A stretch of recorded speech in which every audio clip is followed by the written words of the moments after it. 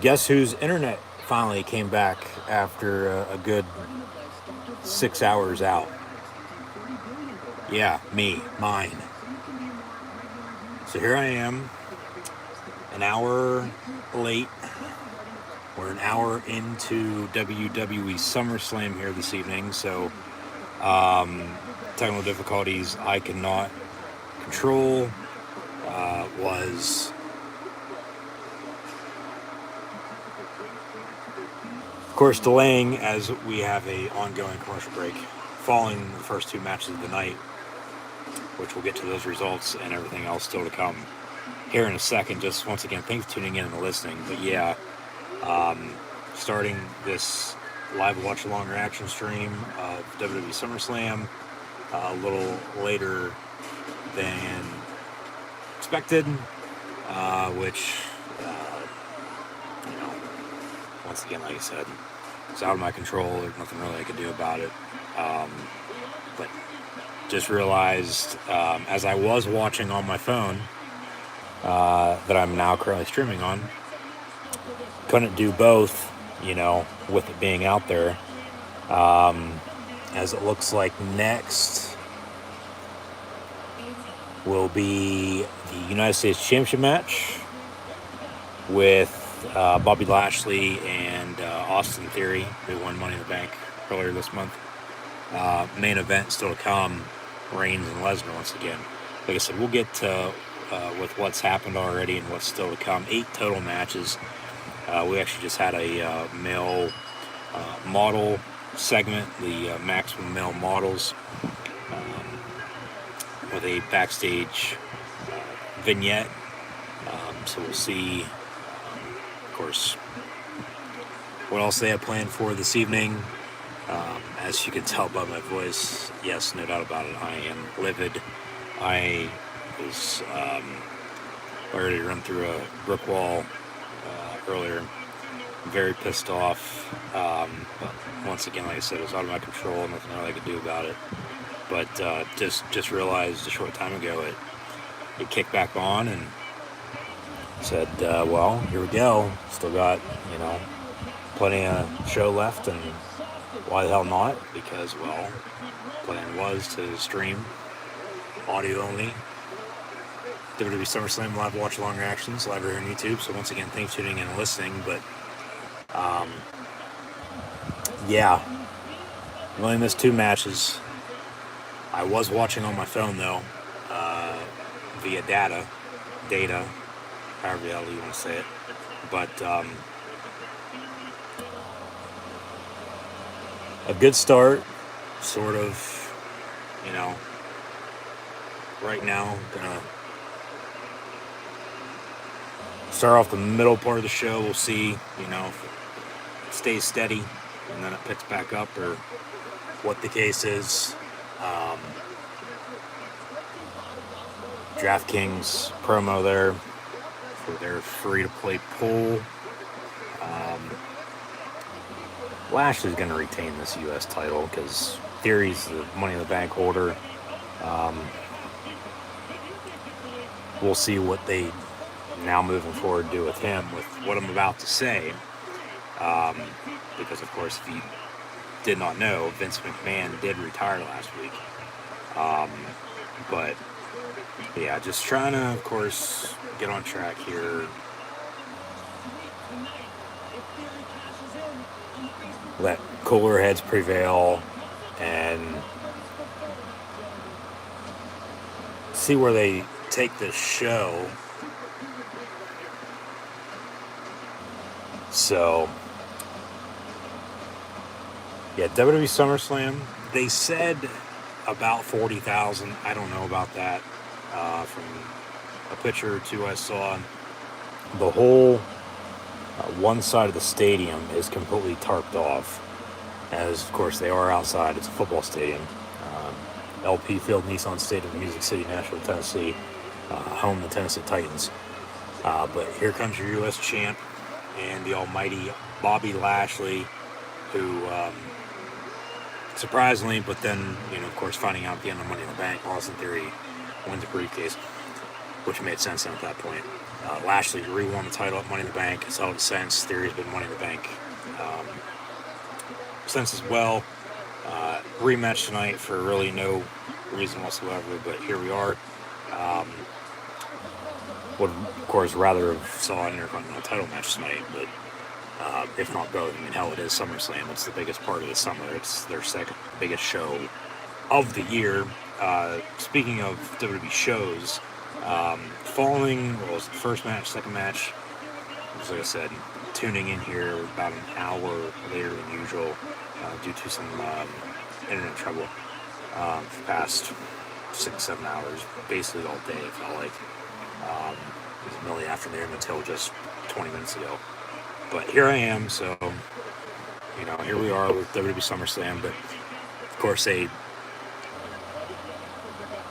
promoted WWE Clash at the Castle, which will be a little over a month from now, Labor Day weekend, over in the UK.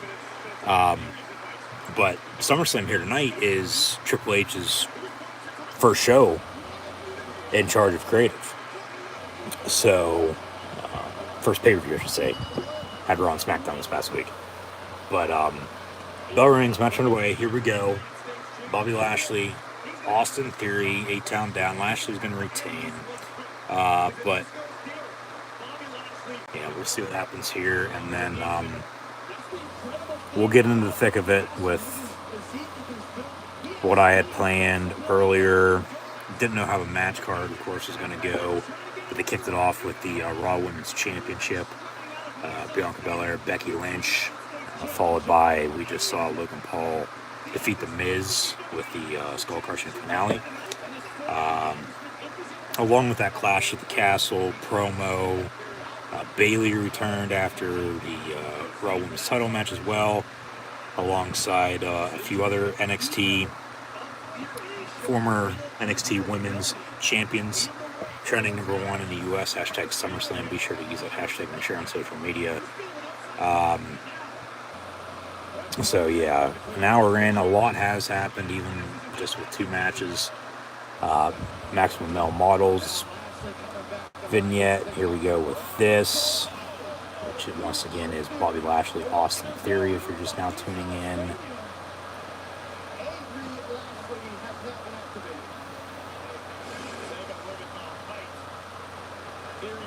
But we started off with 3 straight Monday Night Raw matches. I mean, really, there's only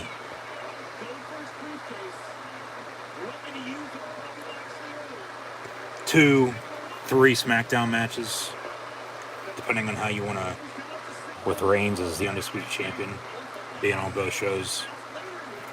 Not really as of late, though. That's last man standing. Reigns, Lesnar. We'll say that's, of course, the main event, but not counting as a Raw or SmackDown match, just as the main event of the evening. And then the Usos are your Undisputed Tag Team Champions. So, yeah, we started off with 3 straight Raw matches here.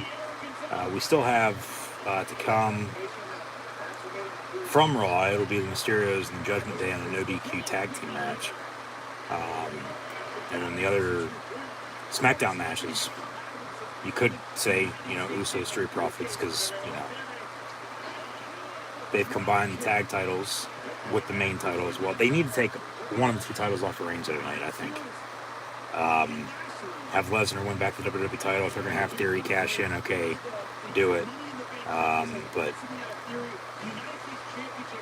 you still have Liv Morgan, Ronda Rousey for the SmackDown Women's Championship, and then McAfee and Corbin. So with Jimmy Smith, Corey Graves, and Byron Saxton on the call, as Lashley seems to be in control of Theory. We'll see when we get to hear Michael Cole and Pat McAfee. Maybe not till later, because Pat might come out for his match, win his match, because he's going to beat the holy shit out of the bum-ass Baron Corbin. And then he might just go straight to commentary and then call a couple matches. But Usos Street Profits, I don't think it's going to look the hype it did at Money in the Bank. I mean, they absolutely stole a show 4 weeks ago. We'll see how it is tonight. Special guest referee, Double J, Jeff Jarrett. But, yeah, we're going to get into the thick of everything here following this United States Championship match. I know myself for the stream only about 10-15 minutes or so in. But that, once again, is due to a technical difficulty I cannot control, the internet being out most of the day, and having just returned about halfway through the Miz-Logan Paul match, and then I hopped on, and here we are. So, just once again, thanks for tuning in and listening. Be sure to like, follow, and subscribe on social media. Links in the description. Thumbs up button, share. Chat questions and comments, super chat, super stickers, always greatly appreciated. So, we'll sit back here, relax, cool down a little bit and see what the hell happens. And in the meantime, the match is over.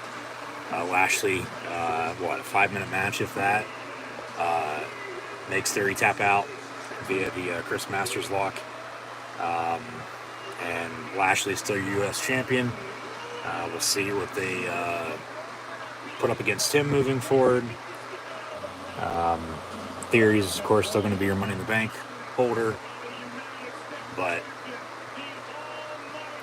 the crowd seems to be in it, even with, them being in a 70,000-seat NFL stadium. It's really only about half full because they're not showing the one side. That's completely empty and it's tarped off. But I mean, still 40,000 people for a wrestling show, inside or out, is a lot of people. So, they've been in it. Seems like these first 3 matches cooled down there a little bit with this one. But, you started off with Bianca Belair and Becky Lynch, and then go to Miz and Logan Paul, followed by this. So, one more. We'll be halfway through then. Expecting about a, 3, maybe 3.5 hour show, 11:30. But, alright. Lashley celebrating, just as Bianca was earlier, and then her and Becky hugged it out before Bayley returned. First time we saw her in a little over a year. But they fade to black, get a WrestleMania 39 promo now for the show of shows next April. Actually just announced WrestleMania 40 will culminate from the city of brotherly love in 2024. Philadelphia, Pennsylvania, for the first time in 25 years, will host WrestleMania, and that'll be WrestleMania 40. But, of course, following Money in the Bank earlier this month, this is the earliest SummerSlam has ever been in WWE history. Here we sit Saturday night, July the 30th, 2022. Coming up next, we'll have Clash at the Castle, September the 3rd. So, still to come, following Bianca Belair and Becky Lynch, Miz and Logan Paul, Bobby Lashley, Austin Theory. We have the Mysterios versus the Judgment Day. That'll be Rey and Dominic Mysterio taking on Finn Balor and Damian Priest. Liv Morgan, Ronda Rousey for the SmackDown Women's Championship. That tag team match, by the way, is going to be a no DQ. Usos, Street Profits for the tag titles. Corbin and McAfee. Talk about storytelling. They were roommates together with the Indianapolis Colts when they both were rookies. Good almost 15 years ago now. And then in the main event, last man standing. It'll be... Hold on a second here.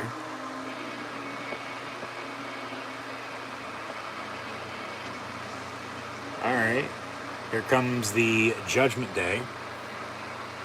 So all rise. Rhea Ripley's back. Rhea Ripley is back. She's in the middle. Finn to the left, Priest to the right, as they're working the drone footage tonight and the 3D graphics. Good to see Rhea back following her short hiatus there due to an injury. But yeah, no DQ tag team match, Mysterios and Judgment Day. So, I mean, the Mysterios would have to get Aaliyah into the fold, or, you know, some woman you would have to think if they'd want to make it an even 3-on-3. Make it a 6-man tag for that matter. But Rhea's probably going to get attacked by somebody ringside, or maybe hell even thrown out, just like Ciampa did in the Miz Logan Paul match before AJ Styles came out. Crowd popped big for that. Rightfully so. He's a phenomenal one, AJ Styles. Yeah, the Maurice was sort of thrown out, but then not. Paul hit the skull-crushing finale. As Miz actually was wearing I Have Massive Balls trunks. Some cool ring attire by Mike the Miz Mizanin this evening, I thought. And then he also had, as Paul at WrestleMania had the Pokemon card, Miz had a one-of-one Polaroid with him hitting the skull-crushing finale, I believe, on Logan Paul, or a picture of him and Maurice. Yeah, here comes the Judgment Day. Thought it was Edge for a second. That's why I said, hold on a minute. Because, well, we haven't seen him since Hell, the day after Hell in a Cell, almost 2 months ago now. Of course, they've been running the vignette with, who could it be? Edge is presumably the winner of that, but no, still to come also, last man standing, main event, undisputed Universal Heavyweight Championship will be on the line, Roman Reigns and Brock Lesnar. But this is the 4th of 8 matches now, so we're about halfway through, almost an hour and a half or so in. But just once again, thank you for tuning in and listening. Be sure to like, follow, and subscribe. Links in the description. And Booyaka 619. Ray actually just celebrated his 20th WWE anniversary on Monday night this past week on Raw. I was there in NYC at the Garden, the first show, technically after Vince, because that news didn't break until Friday afternoon before SmackDown, so it wasn't even a full day. Felt not even a couple hours, but yeah. Vince retired, Triple H is taking over creative, just like Vince did from his father. Madison Square Garden, New York City is basically the home of the WWE, and for Triple H to do it there as well, I thought was pretty cool. He even said yesterday in an interview that with him now in charge, that they're going to make sure us fans, WWE Universe, we get everything we want out of the product and then some. And we're going to dive into that with what has already happened tonight here a little bit later on. Again, as the Mysterios make their way to the ring, go a long-ass walk from the tunnel to about the 50-yard line where the ring's set up canopy on top just in case it rains. But, yeah, Music City, Nashville, hosting SummerSlam here tonight. So, Mysterios Judgment Day coming up next. No DQ. We also have the Last Man Standing match, so that is also no DQ match. Anything goes, basically. We'll see what happens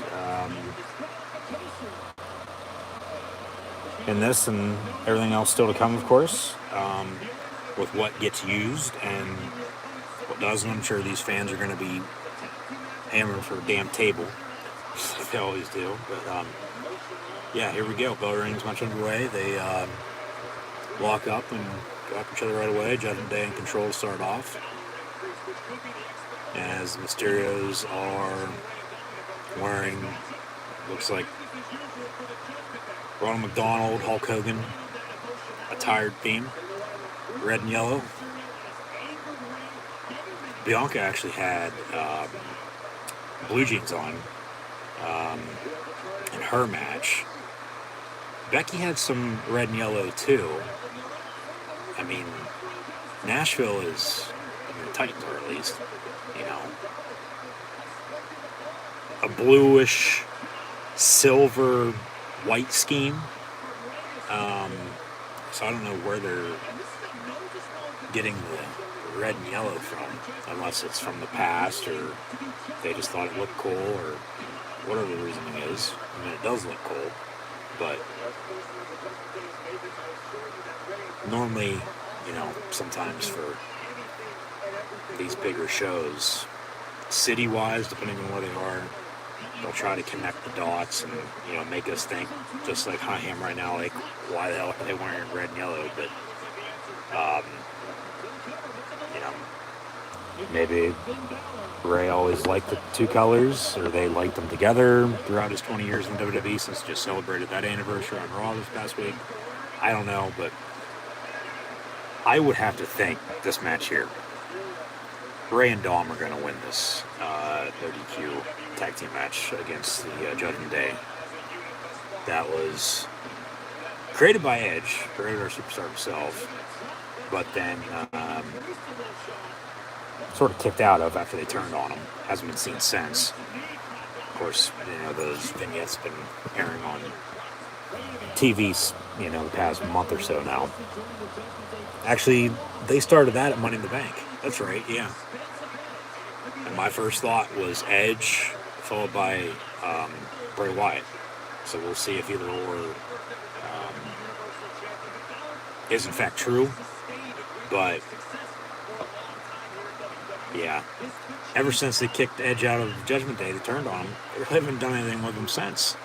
You know, Finn and Priest, who were feuding before all that to begin with, just been hanging out, not really doing a whole hell of a lot, it seems like, because Rhea got hurt. Now they're, you know, back to full strength. Triple H takes over creative. You know, we'll see what happens. But also, before I forget, tonight they had advertised, of course, they pulled the match the other day. It was supposed to be Matt Riddle and Seth Rollins in a singles match one-on-one, but due to a, you know, in quotes, injury sustained by Riddle on Raw, they're going to hold off on this for a later date. So we'll see who they have Rollins face, and or if Riddle's still in the plans tonight, one way or another, or not. But yeah, just, I think that's the exciting part about it, with Triple H taking over. Even though I still think Vince is going to have some say, you know, he's been in charge for how long, he's not going to let it go that easy, even with the retirement. Yeah, I think that's just the exciting part about it, because we know how good NXT was with Triple H in charge. Now he's, you know, in full control of Raw and SmackDown. So, and like I said, he even said that we're going to try to make sure that we get what we want. Even though we've heard that before and then haven't, this time it might be different, but at the same time it might not be. That's why we've got to watch. The only time it's going to tell. But, I'll leave it at that. We'll get back to this no DQ tag team match now. But just once again, thanks for tuning in and listening. Like, follow, and subscribe, thumbs up button, share, chat questions and comments, super chats, super stickers. Always greatly appreciate, and yeah, I know I said after the last match we'd get into everything that's happening and still to come. Skimming over it right now, but after this match we'll officially be halfway through the show. Then we'll go back in the books here and say what I was planning on saying from the get-go, but due to those technical difficulties with the internet being out once again, and then come back on half hour or so, 45 minutes ago. Here we are. That's all that matters. WWE SummerSlam. Let's see how the show goes. So I'll shut up. We'll get this no DQ tag team match underway. Probably about halfway through now, but Finn's working Dominic. Nice neck breaker. Yeah, so we start off with 4 straight Raw matches. And I could probably guarantee you next it's going to be McAfee and Corbin. Because then Pat will just stay on commentary and then also call Liv and Ronda along with the Usos and the Street Profits. And then the main event with Brock challenging Roman for the undisputed Universal Heavyweight title.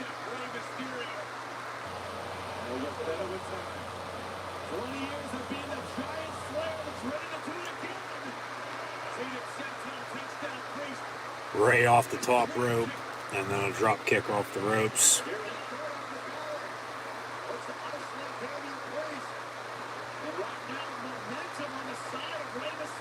Ray looks like a member of the Chicken Little football team. He does. Here's a steel chair. Yeah, it's no DQ, anything can be used. I'm surprised they're not chanting "We want tables," but there's a steel chair right to the gut and back of Charlie Caruso's favorite DP, Damian Priest. And then Ray with a slide with the chair under the bottom rope, ringside, right on top of Finn Balor.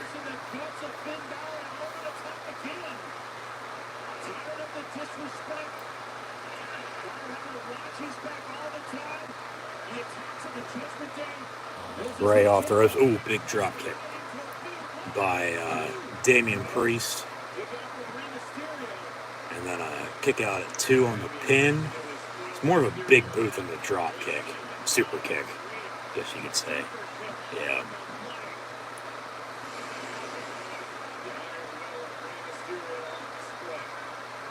Now he's going to go for the choke slam. And then Ray reverses it, rolls it through into a 619.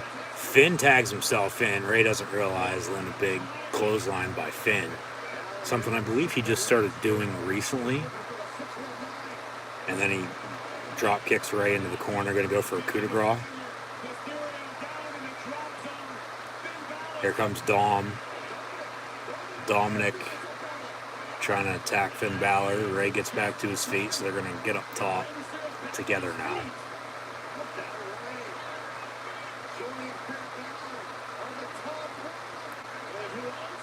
Jesus Christ, Ray. Cover 1, 2, and then Priest breaks it up. So everybody's down and out. Got a woman referee for this match.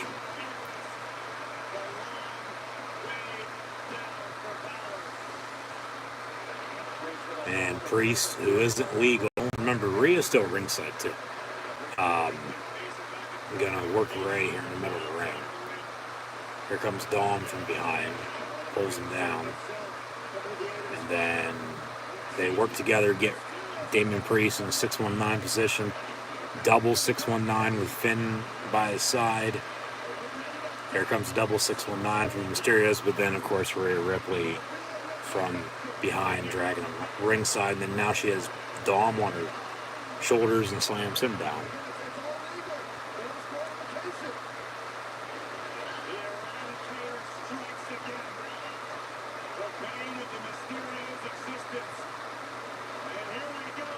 And then this big choke slam there by Damian Priest. Finn wants a steel chair, so Rhea Ripley is going to get him that. And now we got some lights going out. And we get the Brood theme, and here comes Edge. The Rated R Superstar Edge is back. Got a lot of fire. Yep. It was Edge all along. Oh my God, says commentary. And hell's coming with him.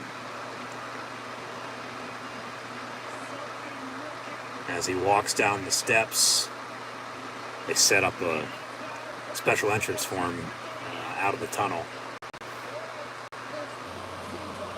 That's a sick-ass t-shirt, too.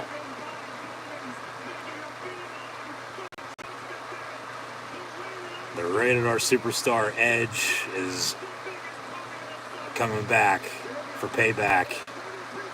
Nice big boot to Priest. Remember, they turned on him. He hasn't been seen since. That was June the 6th. It's July the 30th. Spear from Edge to Priest, along with Finn Balor. Edge going to help out Rey and Dominic Mysterio in his return. And, yeah, gets Finn in a 619 for Rey. It is no DQ, remember. Double 619 to Finn Balor. And then Rey over the top rope with a splash cover. 1, 2, 3, and the Mysterios pick up the win over the Judgment Day via the return from Edge. Yeah, I'm excited about this Edge. From one demon to another, I believe Corey Graves said, as he ran down the ramp, taking out Finn Balor. And then the 619 from the Mysterios to Finn to pick up the win. Yeah.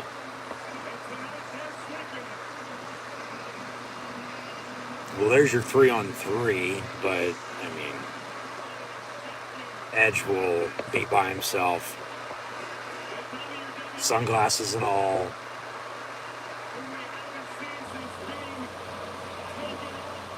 A red jacket. And that was him, of course, in those vignettes, as thought. That's a nice t-shirt. That is a sick-ass t-shirt. I mean, I would have to think if they split the titles, which hopefully they do, put the WWE title on Raw, keep Reigns on SmackDown, the Universal title, I think Edge is going to be in line for a championship opportunity. I do. Well, for one, it's been a little too long, but then this right here, this might be upcoming, at least, some of his best work. I mean, of course, we know what he can do in the ring to begin with, but character-wise, it's right up my alley. So, big return by Bayley earlier. Even bigger return right then and there by Edge. So Adam Copeland is back after almost 2 months off. It was the day after Hell in a Cell. Judgment Day turned on him. They really weren't doing anything after the fact. They started running these vignettes. Money in the Bank? It's Edge. He's back. Like I said, bringing hell with him. And payback's a bitch for the Judgment Day. They lose to the Mysterios here at SummerSlam after the distraction. So, commercial break. Still to come. Liv Morgan, Ronda Rousey, Baron Corbin, Pat McAfee, Usos, the Street Profits, and Roman Reigns, Brock Lesnar, in a last man standing undisputed Universal Heavyweight Championship match. But it's time to play the game. As we go honky-tonkin' in Music City, USA, Nashville, Tennessee, from LP Field, Nissan Stadium, home of the Tennessee Titans, for WWE SummerSlam here this evening. So, that right there, with what I'm about to say next as well, was what I was planning on saying earlier. Pure Life Water was what Maxwell Melt Models were promoting earlier as well after, what, the first or second match, I believe, and a backstage vignette as well. But yeah, that intro, and then, of course, thank you for tuning in and listening. These are, in fact, my WWE SummerSlam live watch-along reactions. Live right here on YouTube, as always, on Post Encyclopedia Sports. Cohen Luke 96. Yeah, all that there, everything to come, and these 4 matches, following the difficulty earlier, is the route I was planning on taking. You know, a little script or not, I mean, I, for the most part, try to, you know, keep it going off the, well, shit, McAfee ain't gonna be on commentary tonight. Yeah. Next, McAfee's is next against Corbin. So it'll be Cole and Graves on commentary for SmackDown. Yeah. This should be good. This will get us into the second half of the show. But yeah, Corbin and McAfee, former teammates with the Colts back in 2009. And they were roommates together as well, but no, I try to, you know, not, I mean, notes are good, but, you know,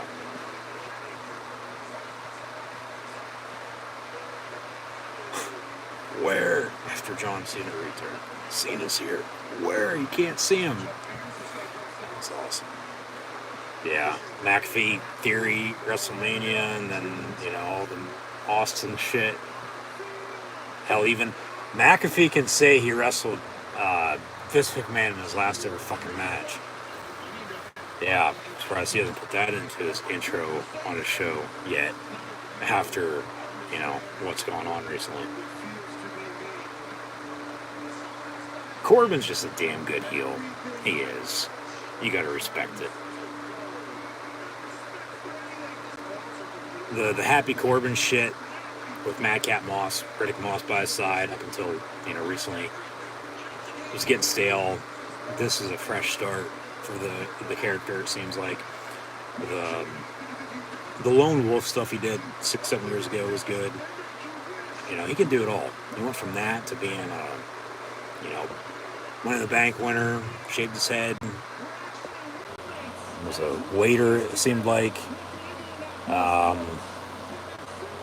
Went broke during COVID, won all his money back at the casino, and then some, and, you know, now here we are tonight. But yeah, bum ass Corbin, broke ass Corbin. No, but I think they just have so, you know, much chemistry together because they're friends in real life. Sort of a lot like, you know, Owens and Zayn when they get together. And that shit's, you know, good. Such good shit, you know, like Vince would say. But, you know, Pat really doesn't wrestle at the same time, but he can. You know, that's the other thing. But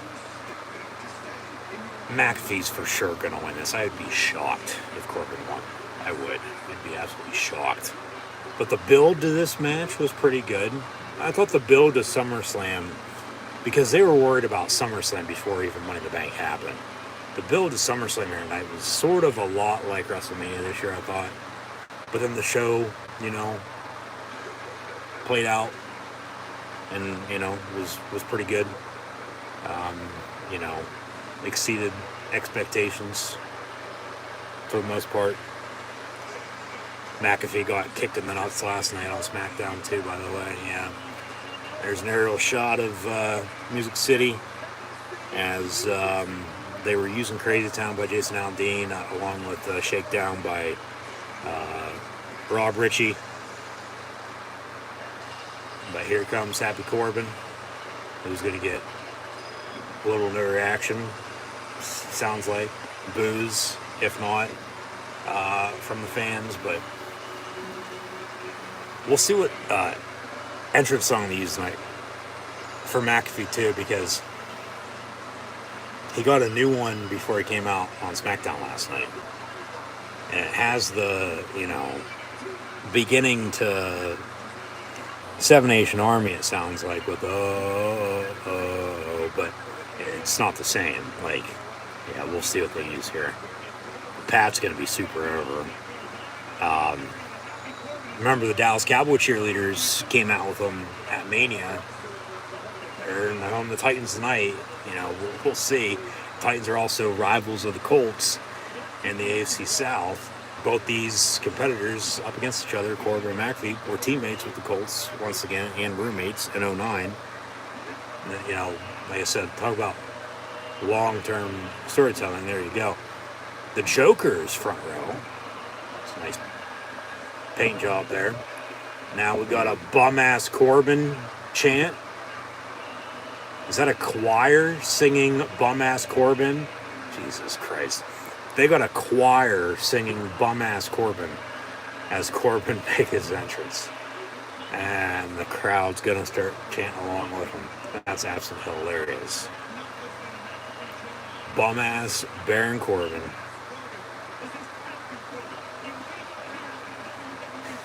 My God. Yeah, why is there a choir singing this? That choir is, going to be opening up for a huge rock band in a couple nights as well, it sounds like. But regardless, yeah, here we go. Corbin and McAfee at SummerSlam. And now they're going to get into the yeah, the new Pat McAfee entrance. Hey, and then it's the let's go. And then the and just a shit ton of pictures of this, 412 legend and Pat McAfee coming out in his black tank and black shorts. Looks like the man in black himself, Johnny Cash. We are in Nashville. Black on black on black on black. Pat's actually going to be getting an action figure too. They announced last week at Comic-Con.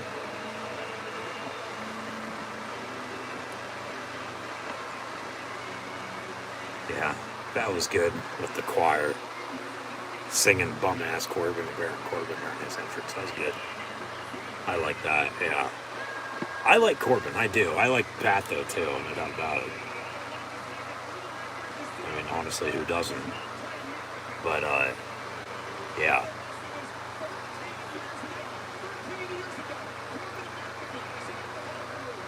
Training camp's going on right now for the NFL, too.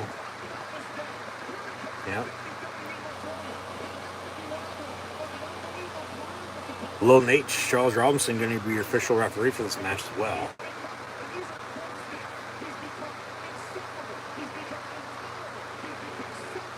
Insufferable, intolerable, selfish from Baron Corbin to Pat McAfee.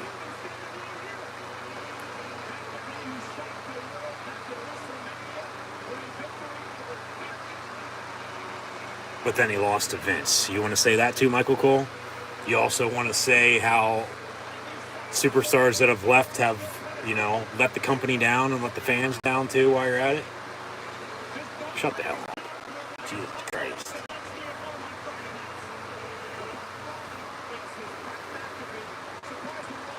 So Pat got his own entrance now. No more Seven Nation Army. But they keep the for a little bit. But here we go. Should be a good match. Corbin will carry it. Pat knows what the fuck he's doing, though, too. So they'll put on a good show here. Honestly, that might be the best fucking match. We'll see. The bell rings, match underway. Here we go. Crack a can of icy light while you're at it, and let's see if Pat McAfee or Baron Corbin comes out on top. Pat actually has a hashtag bum-ass Corbin on the back of his shirt, too, by the way, if you did not know. God. So they're shoving each other now in the middle of the ring. Big super kick by Pat. Corbin into the ropes. Nice big right hand. A couple other right hands from Pat. Corbin fighting back.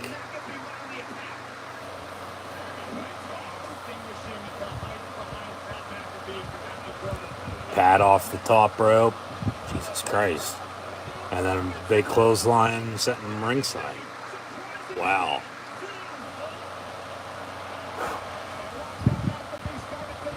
Yeah, nice big super kick and then rights. Pat in full control right now. Hashtag SummerSlam. Hashtag bum-ass Corbin as well when you share on social media.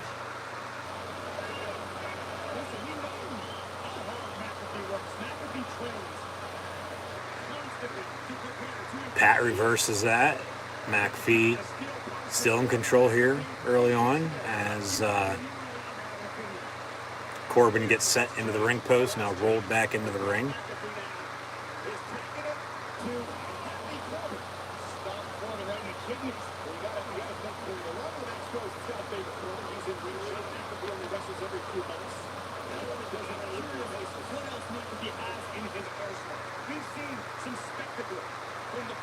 I think Pat's going to debut something new tonight. I do. That they bring that up. You know, what does he have, you know, in his back pocket?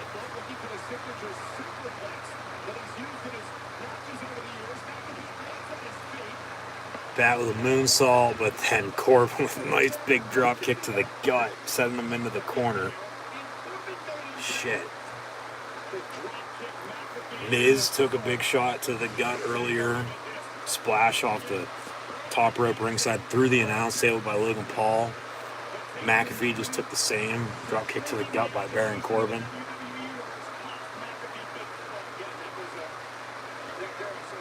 So Corbin now in control.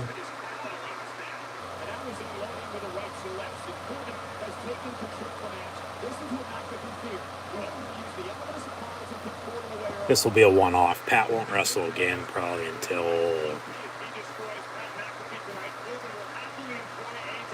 I mean, my God. Everybody going to be on the street without a job if Pat loses tonight.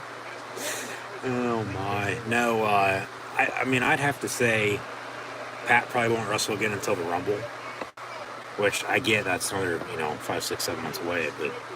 he's only been wrestling a few times a year. He's on commentary once a week.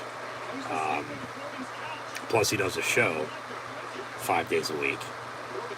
He's very busy. Might even be busier here in about a month or so for college football and NFL football season. That's literally right around the corner, which is hard to believe. Where the hell is 2022 going? Seems like it was just WrestleMania. Here we are, SummerSlam. So they're fighting ringside. They actually went full LED board barricade on the far side, rather than just in the two corners, or actually all four corners of the barricade ringside. They went full. I don't know about the other side, but they're not really showing that because that's where the camera's at. For the most part of the side with no fans, everything's tarped off. But there's still, a good 40,000 people there. Corbin giving himself a round of applause.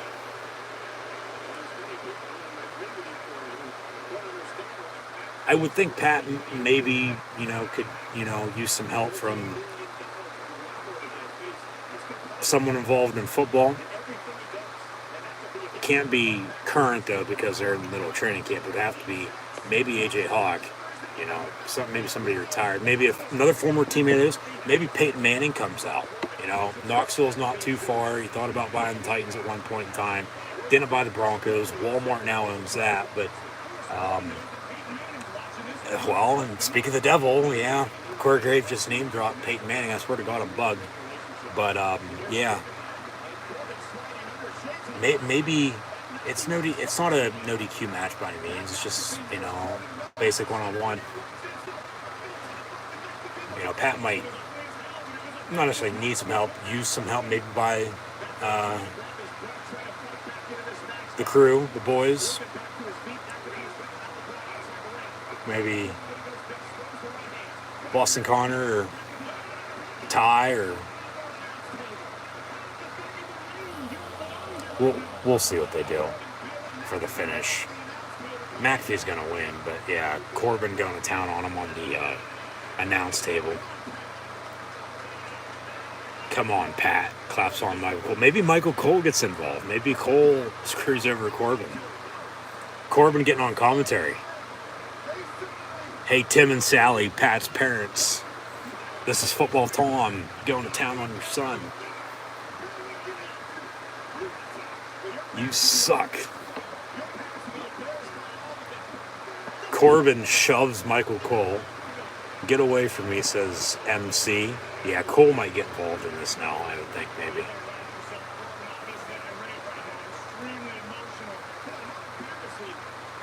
Yeah, I just noticed they literally went full in and outs the whole way around the ring. The whole ring apron. They went full LED board the whole way. On the far side, not on where the camera's at. So good 3/4, but still wasn't expecting that tonight. I just realized that, so I figured I'd bring it up.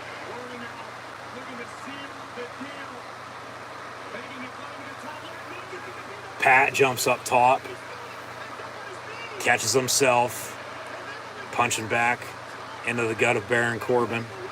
Vertical superplex off the top rope. Jesus Christ. Get up, Happy, says Graves. Get up, Pat, says Cole. Cover 1-2, and Corbin kicks out. Yep. I guess Triple H just tweeted as well after Bayley surprisingly returned earlier, saying, well, after Rollins issued an apology, he said to him, I hear you, so we'll see what happens with that tonight. But then also, we are just getting started following Bayley's return, so what that means, we'll see. But I think it's a good thing, Triple H is in charge, because creatively, Vince has been past his prime for a while now. Triple H probably should have been in charge of creative a good while ago. I mean, okay, at NXT, but Raw and SmackDown, yeah. Well, now's his chance. We'll see what he's got. Because at the same time, they could turn into the idiotic daughter and the doofus son-in-law, and, maybe burn the whole company down to the damn ground, but they're making money on end. They'll be okay. Triple H knows what he's doing. That ain't gonna happen. Corbin out ringside, McAfee out in the middle of the ring, so Lil Nate, why you're counting. Yeah, Corbin into the ring post, shoulder first. Pat gonna suicide dive or jump over the top rope ringside maybe. Go up top. Do something here, it looks like. Maybe a moonsault. Moonsault off the top rope, Corbin ringside.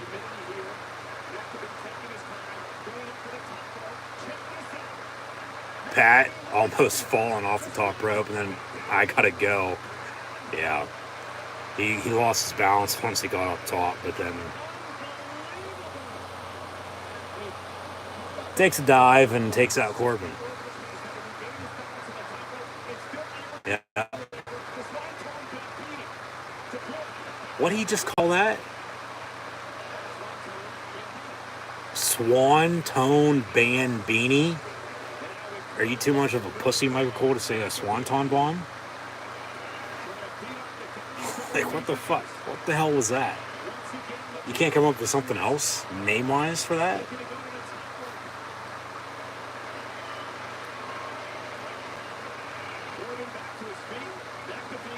Pat's all over the place. I don't know if, nerves setting in. I mean, he's halfway through this. Of course, Lil Nate gets knocked out.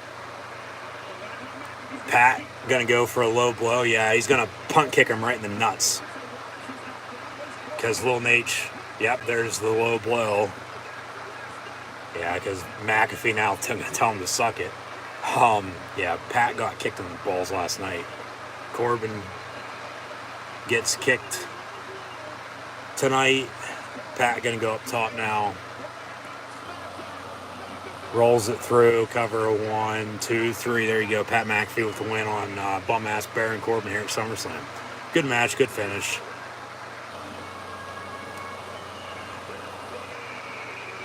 Yeah, Pat, first off, I'm sure they're going to show a replay here. Michael Cole going nuts for Pat McAfee, too. You love to see it, don't you? No,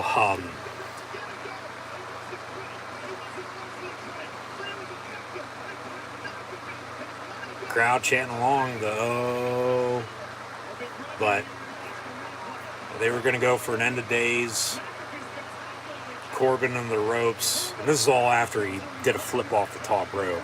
Ringside and in the ring, caught himself. And then you had the low blow. Kicks up in, good. He punted and pinned him down inside the 10 as well. Good hang time and cover. Quick roll up, 1, 2, 3. Pat McAfee with the win over bum-ass Baron Corbin here at WWE SummerSlam.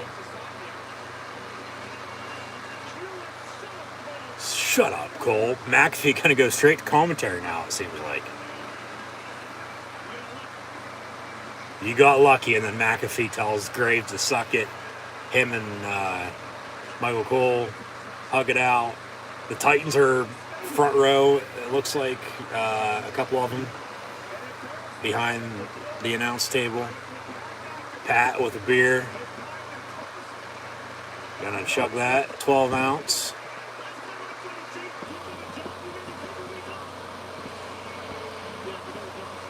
All right, so McAfee's going to walk back up the ramp now. He might come back out later. We'll see. Maybe not. They fade to black, and that's that. So, I mean, not necessarily predictable tonight, but at the same time, a little bit. I mean, good show thus far, I've thought. Still to come.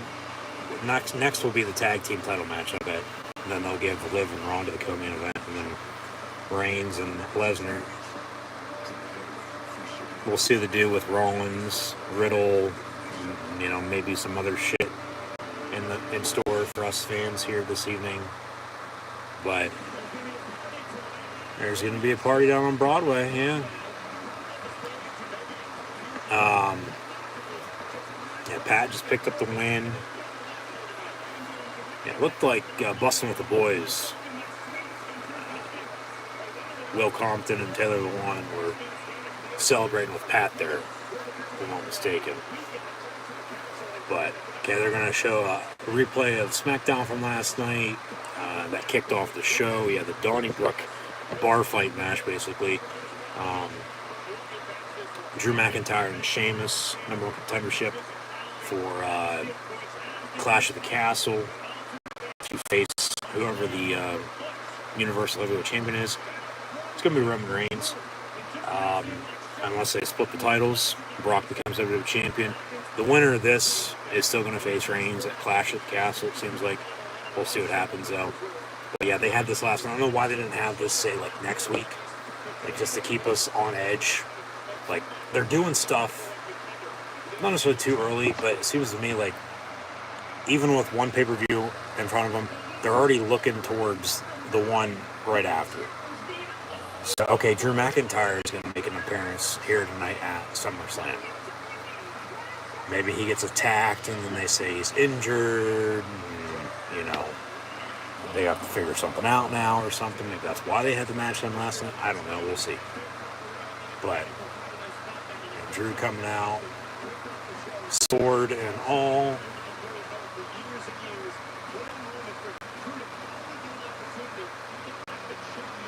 And Drew's going to re-challenge for the title here soon.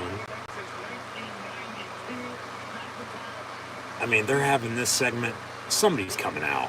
He's not in ring gear by any means. You know, he's in a tank top and jeans, but yeah.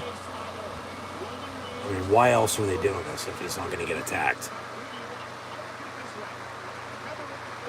He's got a mic in his hand. Maybe he's going to pump up the crowd like Titus O'Neil did when they were in Tampa a couple weeks ago.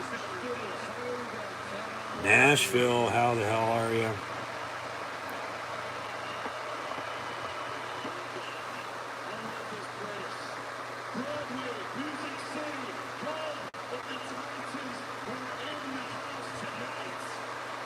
The Titans, even with training camp going on, they're at SummerSlam. Nashville sort of turned into, you know, a mini New York City, mini Las Vegas. It's not what it used to be.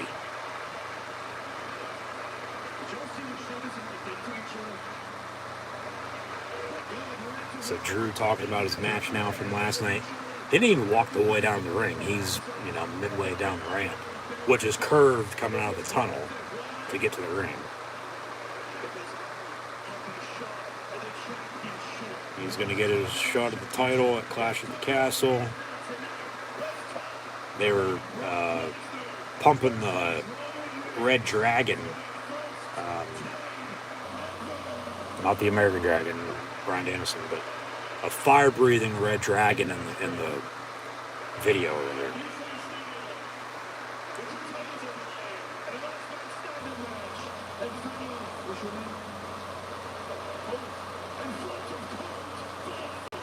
He asked a regular fan what the hell his name was, and the kid told him, and yeah. Got the kid's name, Channing. And Colt and Music City. I mean, yeah, alright, I'll take it. That's country for sure. Drew McIntyre is going to beat that ass and take those titles. He's going to raise his magic sword. We got a magic school bus, too. 3, 2, 1. He raises the sword. They got pyro on the top of the stadium going off for him. So, okay, Reigns is going to get a shit ton of that later.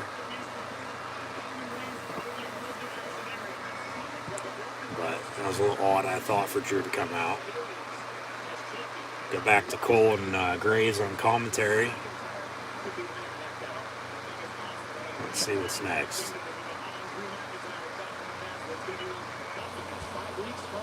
Yeah, 5 weeks from now, Clash of the Castle will be 1 p.m. Eastern Time. 1 p.m. Eastern Time. Thank God Penn State plays that Thursday night to kick off the year at Purdue on September the 1st. Not at noon or 3:30 that Saturday, because I'd be watching Clash of the Castle later on, if that was the case. That is also All Out weekend. That'll be the next night, September the 4th. Next, the tag team titles will be on the line. Here comes Jeff Jarrett, your special guest ref for this title match. Really, he's only being the special guest ref for this match because they're in Nashville. You know, with him formerly being in TNA Impact, with, you know, the Orlando and Nashville connection. You know, he works backstage now as a producer. Yeah, this doesn't really make any sense, but to just give it, you know, something new and fresh for tonight rather than, you know, a basic tag team title match like they had at Money in the Bank that I said earlier, that I still don't think, you know, going to live up to the hype compared to that. You know, they had Double J, Jeff Jarrett, J-E, double F, J, double R-E, double T, Jeff Jarrett as your special guest referee here coming up next. But yeah, just once again, as always, thank you for tuning in and listening. I'm your host, Encyclopedia Sports, Cool and Luke 96. Be sure to like, follow, and subscribe on social media, links in the description below. Yeah, we're honky-tonkin' in Music City for SummerSlam here tonight. Been a good show, I've thought, thus far. 3 more matches, maybe another one or 2, or a segment or 2 added in on top of that. Yeah, I think another hour and a half for sure. But yeah, Jeff Jarrett, our special guest ref. The Street Profits will tighten up as they're going to be led out onto the field, to the ring, I should say, by the Tennessee Titan cheerleaders. As next Thursday, NFL football's back, the Hall of Fame game. The Silver and Black Raiders will take on the Jacksonville Jaguars from Canton. And then week 1 of the preseason, a week after, training camp ongoing, college football about a month or so away, NFL to follow. So, hard to believe football season's already here, but here we are. But yeah, the Street Profits in Titan gear as... Well, of course, these might be their favorite numbers or something like that, because I don't think anybody notable wears number 6 or 24 for the Tennessee Titans. No offense, but yeah, Montez even has a cowboy hat on as well. But yeah, Street Profits, an SP-inspired Titan logo. They normally have, talk about, depending on where they are, city-wise, inspired gear based off that. I mean, hell, they went from being South Carolina Gamecocks in college football with that ring gear earlier this year to now Tennessee Titan players for SummerSlam tonight. But Usos, in the meantime, they're going to be down since day 1, and We the Ones as well. But yeah, Montez with his actual cowboy hat, and then Angelo Dawkins looks like Kurt Angle with the kid cowboy hat playing the ukulele. Jimmy Crack Corn, but yeah, I doubt they're going to win. Usos are going to retain one way or another. There is a special guest referee, though. We'll see how much Jeff Jarrett gets involved, or, I would have to think he's going to call it down the middle, but yeah.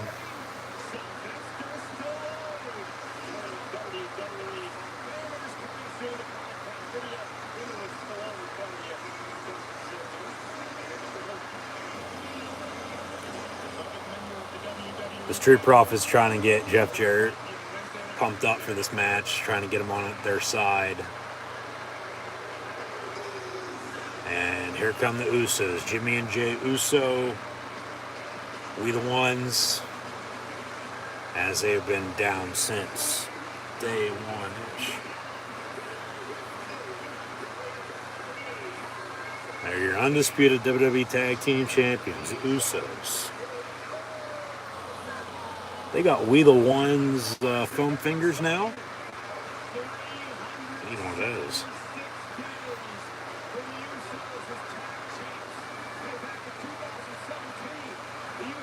They've been tag team champions now over a year. Money in the Bank last year, which was mid-July. SummerSlam was, mid to late August, as it always is. End of July here. This year, things been pushed up a little bit, it seems like. But calendar-wise, it's been just a little over one full calendar year now. But they became undisputed tag team champions. What was that, Backlash? Or Hell in a Cell? Or in between that on a SmackDown? Sometime in May, I think it was, if I'm not mistaken. Yeah. So they're carrying, of course, the red and blue tag team title belts, the strap, if you will. But yeah, I don't see them losing. I don't. Especially with the bloodline, still 100% intact with Reigns as your undisputed, champion. Usos, I can't see them losing here. I just can't. But we got this. Liv Morgan, Ronda Rousey. We'll see if they add in any other matches and or segments once again. And then the main event, Last Man Standing. Roman Reigns, Brock Lesnar. The undisputed Universal Championship. But yeah, just once again, thanks for tuning in and listening. Be sure to like, follow, and subscribe on social media. Links in the description below. That's Facebook, Twitter, Instagram, right here on YouTube as well. That red subscribe button, notification bell next to it. Also, the thumbs up button, share hashtag WWE, hashtag SummerSlam. Chat questions and comments, super chats, super stickers, super likes, and super thanks. Always really appreciated. As well as we're nearing the end of the biggest party of the summer. And yeah, talk about the bloodline 2 years ago. You'll never see it coming. Roman Reigns returned a week later, of course, won the title, hasn't lost a sense. Now holds both titles. I think they should split them. We'll see what happens in that event. But you have his cousins, Usos, as your tag team champions, and they're defending here against Street Profits as we're underway with Usos and Street Profits here with Jeff Jarrett as your special guest ref once again at SummerSlam.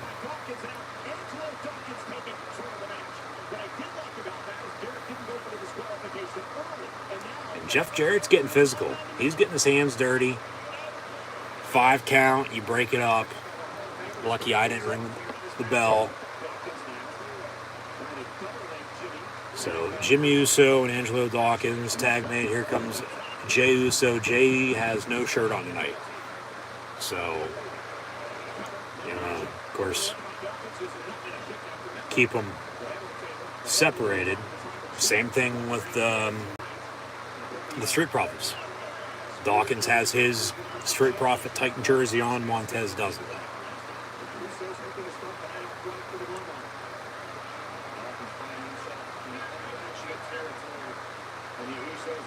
Another tag made. Here comes Jimmy Uso. And then gives a little hand gesture with a point to Montez Ford. Usos, they're, not that far from Broadway and all the bars in Nashville.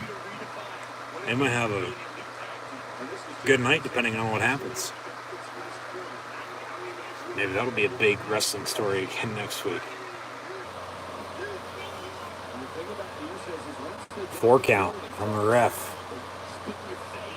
But then Jey Uso, as Jeff Jarrett was paying attention, nice cheap shot to Angelo Dawkins.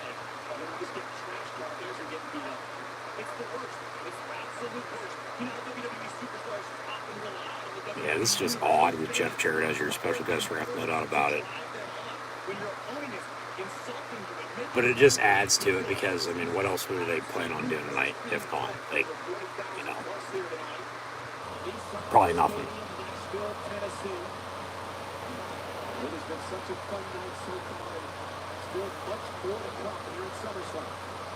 Still much more to come here tonight at SummerSlam, says Michael Cole. The rest of this match, and then 2 more matches. And maybe another match or segment, probably. And that'll be it. And then, on my end, a shorter night than expected. Because I didn't start until an hour in. But, here we are now, almost an hour and a half in the stream. And a couple more matches to go, so, 3.5 hour show. That's with Triple H, too. I don't think, as he even said yesterday, very big shoes to fill, with Vince McMahon now retired. I think he's going to play it slow, a lot of slow building.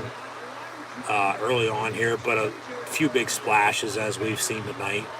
That, I mean, you can tell the Bailey, Io Shirai, now Io Sky, along with Dakota Kai returning to the company as well. That has his hand and name written all over it. All day, we the ones, throw him up. Usos in control is true props here, but I feel like at the same time, like he doesn't want to do, too much too soon. He doesn't want to, start a huge ass bonfire. He wants to get a few flames going, and then, like I would think, come September after Clash of the Castle, October, maybe November Survivor Series, New Year's at the latest for sure. But like tonight's the first pay-per-view, he's in charge of. You can really set the course now moving forward tonight, and then starting on next week on Raw and SmackDown, in which direction you want to go, with who's going to get pushed, who isn't, and so on and so forth. Like, because you don't want to do too much too soon. Rome wasn't built in a day, one thing at a time. And he's got, talent around him that they know what they're doing, so. But like I said, I think that's the exciting part about it, because we just don't know what's next, and how much, if hardly anything at all here throughout the bat, is going to change. So, yeah. Leave it at that. I'm sure I'll get more into it here in a little bit, probably at the end of the show. And then still, once again, keep an eye out for some wrestling and football videos before the season. And then continue on, of course, with live streaming as well. So, yeah, that's that. Just be sure to like, follow, and subscribe. The easiest way to stay up to date is on social media. So, links in the description, and a kick out, and this match continues.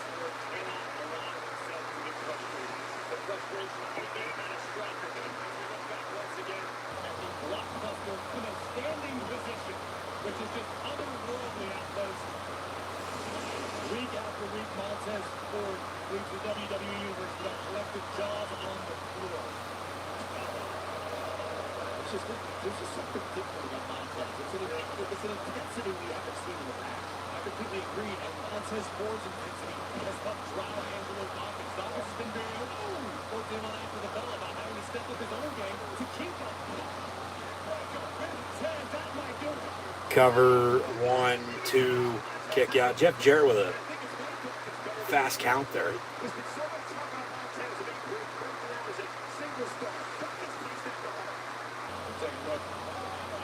Talk about wrestling family. He knows what he's doing. He's been in it for how long?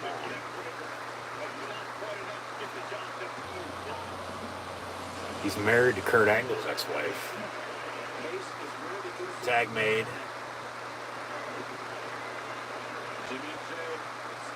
Kurt Angle actually has, I believe that's tomorrow night on A&E, his biography, following the first few biographies, which is season 2 of WWE on A&E.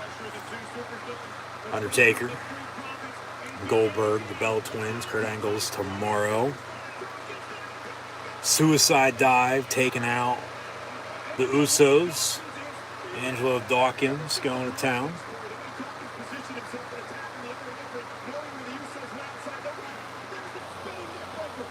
Cover, 1, 2, kick out.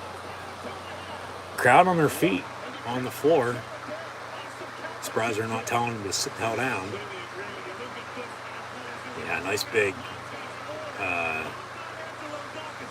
dive ringside by Montez, and then Angelo, who's legal, continues on. And near pinfall, nice Pele there. Tag made, Montez legal. I don't know if Jeff Jarrett saw it though. And yeah, nice double team there. running shoulder tackle into a suplex and then a kick out. Jeff Jarrett with some fast counts tonight, like 1-2, not like 1-2. Like he's smacking the mat as hard as fast as he can.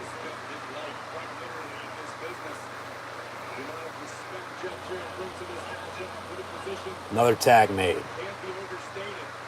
Angelo Dawkins back in. I don't know what the hell they're arguing about right there. Maybe that he wasn't legal because he didn't see the tag.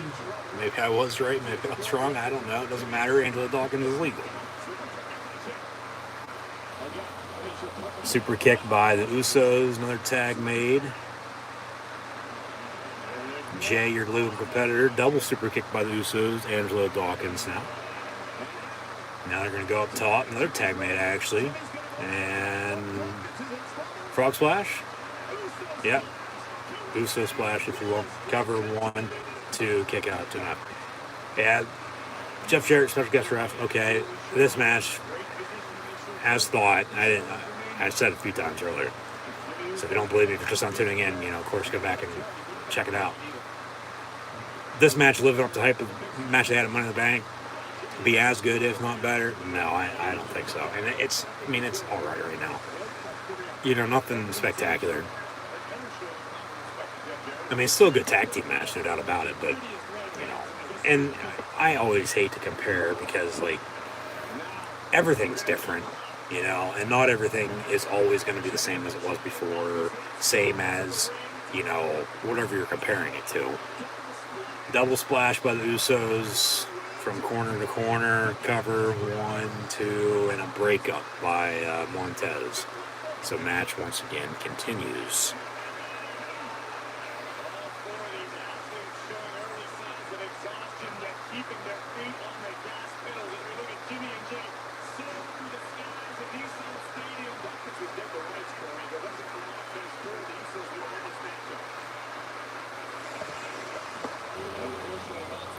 Three count by Jeff Jarrett. Make it 4, and the crowd's chanting along. Halfway to 10 at 5. Make it 6. Lucky number 7 in Nash Vegas. Montez on his feet. Jimmy Uso on his feet. And thrown over the top rope, but still hanging on. It's not the Royal Rumble. You can let go and let your feet hit the floor, for God's sakes. Super kick by Usos, but Jeff Jarrett catches them. And then spine buster by Dawkins, as Jeff Jarrett spun him into Dawkins for the spine buster. Then Montez off the top rope. Frog splash. Here's a cover. No, you got to cover him, dude. You can't be rolling around like a fish out of water. 1, 2, and then the Usos kick out. So there's your split second or two that they could have pinned them 1, 2, 3, and they would have won. But he was showing off and acting as if the splash hurt him. This close, yeah.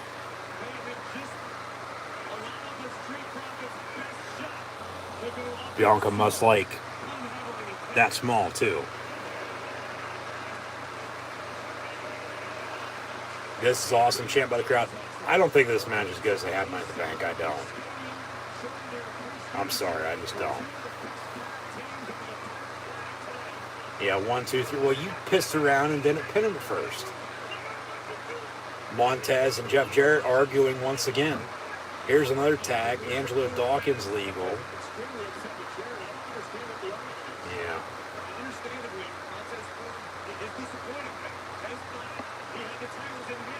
Dawkins is legal once again, remember that. Montez, suicide dive, double super kick though by the Usos ringside. So they catch him now as he rolls out. They're going to slam him into that video board barricade, actually over the barricade in the front row, and then double super kick to Dawkins. Jeff Jarrett goes to check on Montez, gets back in the ring now as Usos do as well. There's a tag made. And a double super kick to Dawkins. Montez ain't even ringside. He's in the crowd. There's their finish. Cover 1, 2, 3. And the Usos retain, defeating the Street Profits here tonight at SummerSlam. And throw them up. We the ones. They're still number 1. And your Undisputed WWE Tag Team Champions Usos, Jimmy and Jey Uso, retain over Montez Ford and Angelo Dawkins here at SummerSlam.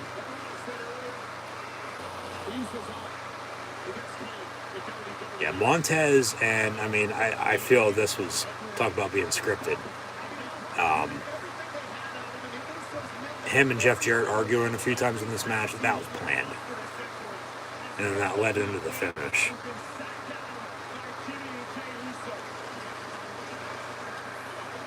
Down 6. Day 1, bitch.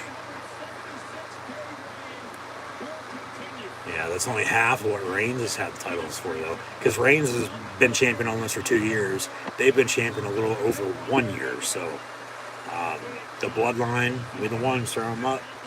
Still number 1 in the WWE.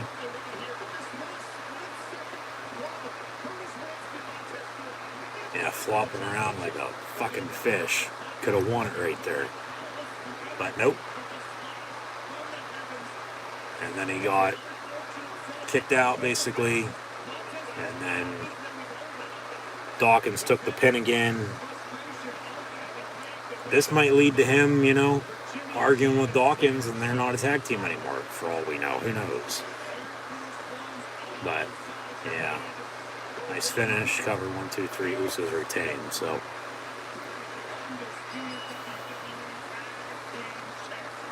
Yeah, I was running around like a chicken with my head cut off earlier. Internet being out. Didn't start the stream until an hour in. After it came back on, of course, as I was watching on my phone. And then switch it over to another device so I can stream as well as the plan was, as always. And coming up next, the co-main event of the evening, followed by the main event, Last Man Standing. So they fade to black again. Get a commercial break here. But Liv Morgan, Ronda Rousey, Roman Reigns, Brock Lesnar, SmackDown Women's Championship, and the undisputed WWE Universal Heavyweight Championship on the line, along with a potential add-in of a match and or segment as well. We'll see. But yeah, I've thought thus far it's been a pretty good show. That tag team match, no doubt about it, was not as good as when they had Money in the Bank. And I thought that coming in, as I said a few times tonight. But hot start, sort of, has died off a little bit. I mean, I'm just excited to see what they're going to do in the main event with, because they're saying last time ever, for the last man standing match for Reigns and Lesnar. If in fact that's true, probably not, just knowing the WWE. But then what they do, if Reigns retains both, they split the titles, as I would like to have Brock become WWE Champion. Reigns Universal Champion, just so there's a title on each show. Theory is your Money in the Bank holder, does he cash in, or try to at least? And then if he does he win or lose? The crowd's going to go absolutely nuts if he loses, though, because he's been, in quotes, if you will, even though they're, not purposely doing this, it's just, getting cheap pop, if you will. Sort of, not bearing Theory, but, he's on his high horse as he, just was a little bit ago.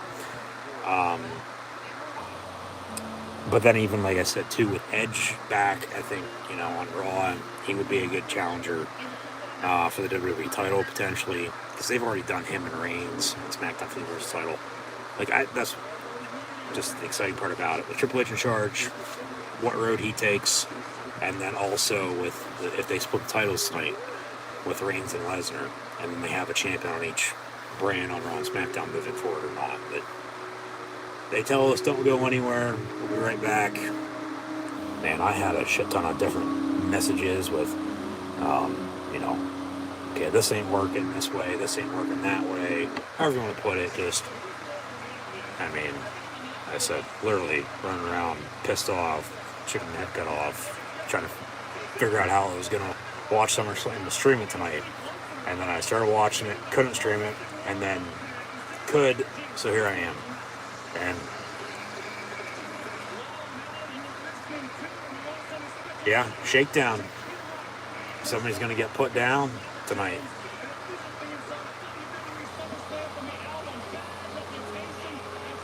There's Kid Rock.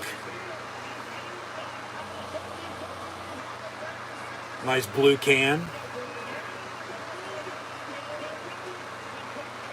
Rob Ritchie. Kid Rock front row, the WWE Hall of Famer himself at SummerSlam.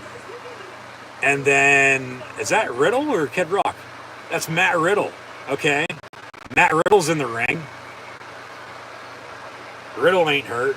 He's going to call out Rollins. Or Orton's going to come out. Orton might come out. I'm not medically cleared. He does have tape on his shoulder. Yeah, I thought the security's trying to get him out of the ring. So Riddle's like hijacking the show, basically.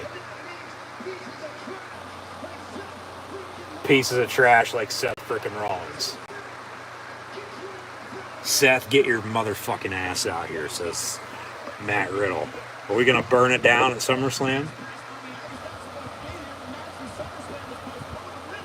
Riddle doesn't care if he's not medically cleared. He wants a match at SummerSlam. Burn it down. Here comes Seth Rollins.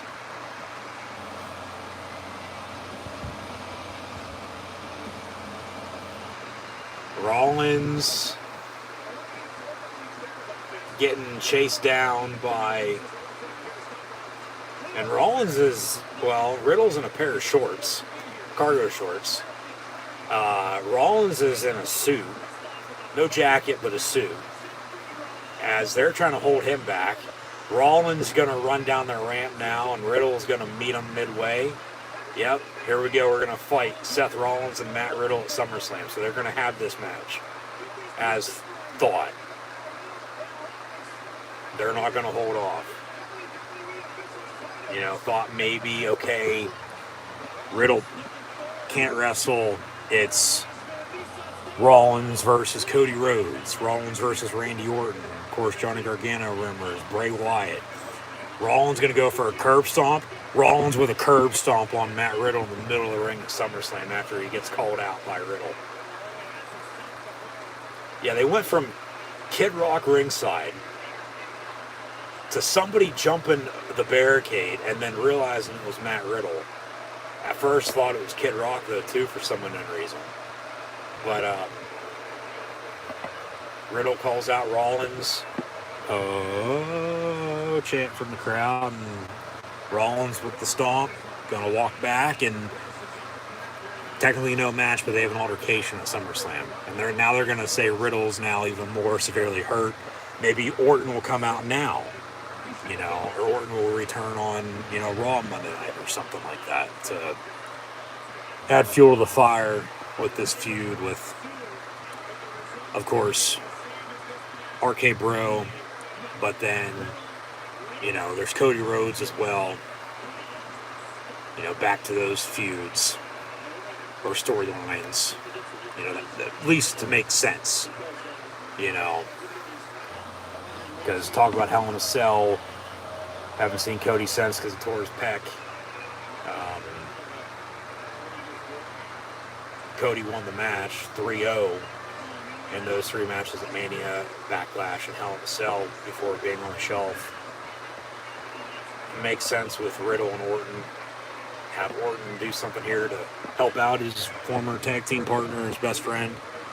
But yeah, they're going to play it out as Riddle's going to be now even more hurt. So they add that in. Technically no match for Rollins. But coming up next, the co-main event now, it'll be Liv Morgan and Ronda Rousey for the SmackDown Women's Championship. So we'll, with this, go to close to 11, I would think. And then 11:30 with the co-main event. Or after the co-main event, the main event of the evening, with the last man standing match, Roman Reigns and Brock Lesnar. But thus far, here tonight, WWE SummerSlam, playing the game with Triple H in charge.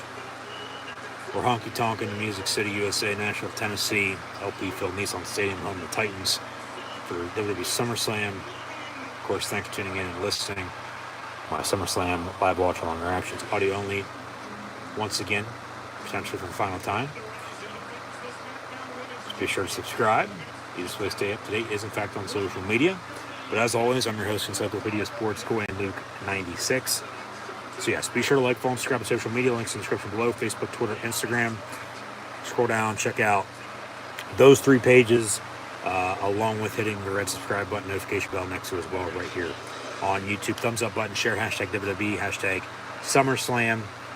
Chat questions and comments, super chats, super stickers, super likes, and super thanks. Always greatly appreciated as well. Co-main event coming up next: Liv Morgan, Ronda Rousey, followed by Last Man Standing, Roman Reigns, Brock Lesnar in the main event of the biggest part of the summer, WWE SummerSlam, as this SummerSlam this year in 2022 is, in fact, Triple H's first pay-per-view in charge after Vince McMahon's retirement last week, with Stephanie McMahon and Nick Khan now as co-CEOs of the company. Paul Levesque, Triple H, now in charge, though, of creative. What we see on TV every week: Raw, NXT, and SmackDown. So, as mentioned earlier, we'll see how much change, if any at all, this soon happens, but only time will tell. However, like I said earlier, too, the game did say yesterday, the WWE moving forward will make sure us fans of the WWE Universe will get everything we want out of the product, and then some. Then some was, sort of what we saw at the start of the show, and then also saying after that, we are just getting started. So take that for what it's worth. Like I said, I feel it's going to be a slow build. Rome wasn't built in a day, so it's in good hands, no doubt about it. So we think, but business is business at the end of the day, though, too. So, yeah, we'll see what happens. But I do believe, like I said earlier, that Vince is still going to have some say. He's going to be pulling some strings on some things, depending on the situation. Because, he built the company into what it is today. Because if it was without Vince, we wouldn't be sitting here watching WWE the way it is in 2022. But, all it takes is a call or text nowadays to figure out whatever you're trying to figure out. And, plus he ain't dead yet, but honestly, he might as well be because he's not in charge. But like I said, once again, I feel that's the exciting part about it, with him retiring and the Triple H taking over, because we've seen what he's done in NXT before. Now it's Raw and SmackDown. It's the main roster. But, we just don't know what's going to happen next, but that's why we got to watch. But, yeah, I'll leave that there for the taking, if you will, for now. And we'll talk more about all that at a later date. Like I said, keep an eye out for upcoming wrestling and football videos very, very soon. Of course, just once again, thank you for tuning in and listening to my WWE SummerSlam live watch along reactions, as a few more people are going to get it tonight. Some already have. Results thus far, as the so-called baddest woman on the planet, my ass, Ronda Rousey, makes her entrance to challenge Liv Morgan for the SmackDown Women's Championship. The Raw Women's Championship match kicked off the night. It was Bianca Belair and Becky Lynch in a one-on-one match, with Belair retaining with a KOD. Becky, I thought, potentially might be hurt with a right shoulder injury as well. Bayley then returned. Dakota Kai then came out, followed by Io Shirai, who is now going to be known as Io Sky. That's IYOSKY. And then Bayley was saying before they backed off, as Becky joined Bianca with the stare down, Bayley was saying, I didn't think I was going to come back by myself, because she's, of course, been out for a little over a year. She blew her knee out right before they returned to the road last year. So she's actually back in front of fans, Bayley, tonight for the first time. Well, WrestleMania 37, but even before that, you're talking like February, March of 2020. So a good 2.5 years for Bayley in front of fans. minus WrestleMania 37 that she wasn't on the card for, sort of hosted, attacked by the Bella Twins, if you remember. But yeah, so Bayley's back, you know, looking good as well. But we had that, and then a few commercials, WWE Shop, and then the biggest WWE event in UK history is coming. The Clash at the Castle will be at 1 p.m. Eastern Time, Saturday, September the 3rd, the next pay-per-view. That's 5 weeks from now. So they'll all August build towards that following SummerSlam here tonight. So that's what, with Triple H in charge of creative, storyline-wise, what we're going to get moving forward. We'll see. Here comes Liv Morgan. Remember, Money in the Bank, she won the women's Money in the Bank briefcase and then cashed in later on in the night on Ronda Rousey and became the SmackDown Women's Champion. And now Ronda's getting a rematch here tonight. But also earlier, we had The Miz and Logan Paul. In the middle of that match, that's when I realized internet was back. Hopped on, started the stream shortly after. This match had ended. It was The Miz and Logan Paul one-on-one. Logan Paul was by himself. Of course, remember at WrestleMania, they tagged together and defeated the Mysterios, but then Miz turned on him afterwards. Haven't seen Logan Paul really since, until he signed with the company. And then he's been on Raw to build towards this match. Miz, of course, with Tommaso Ciampa by his side and his wife Maurice, talking about his tiny and or massive balls. Maurice is the only one who knows that. But like I said earlier, Miz had a sweet ring attire tonight. He had the massive balls, I have massive balls stickers on his trunks and on his jacket, which I thought was pretty cool. After that, of course, a Logan Paul victory with a skull-crushing finale on The Miz, but Maximum Male Models, Vignette, Eli Drake, LA Knight, Max Dupree, back in the fold. It seems like the dirt sheets have been getting worked a lot lately, so hopefully that keeps up. Put them in their rightful place for the most part. I get, okay, 95% of the time they are getting stuff right, but they're still going to do what they want company-wise, WWE or AEW or whatever company it is for that matter. Impact, Ring of Honor's a week after Death Before Dishonor last week, under the AEW umbrella now. Talk about New Japan as well, but just recently though, the MJF stuff, the Brock Lesnar stuff, among a few other stories. It seems like they always think they're right, and then when they find out they're wrong, they try to, stick up for themselves, and it's like, just shut up, It's like, just own up to it, you got it wrong, and move on, because people are going to respect that more than you trying to still, beat around the bush and, just admit you were wrong, basically, long story short.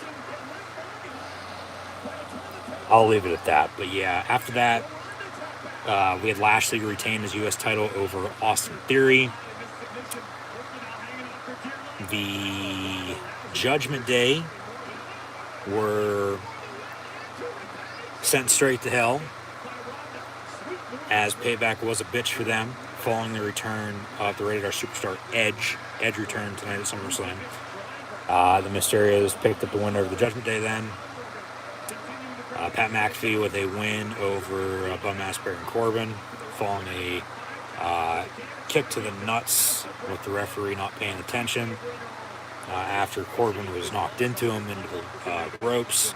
And then just before this, we saw the Usos retain over the Street Profits to retain their tag team titles. Now Liv Morgan and Ronda Rousey, but we did have an altercation with Seth Rollins and Matt Riddle. No match, but curb stomp by Rollins. And then still to come, last man standing, Roman Reigns, Brock Lesnar for the undisputed Universal Heavyweight Championship of the world.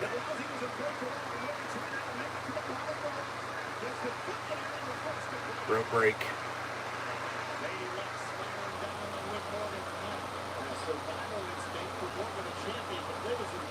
Serious pain and in serious trouble as Rousey attacks the arm. Again, looking for the arm. Middle of the ring. Morgan's got nowhere to go. Liv is absolutely nowhere to go at this point. Just a matter of time, perhaps. Liv Morgan and a few, well, there's my rope break for you, and a few arm bars by Ronda.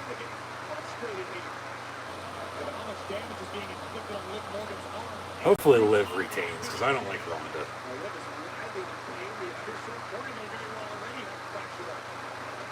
Liv gonna get checked out. She's holding her left arm.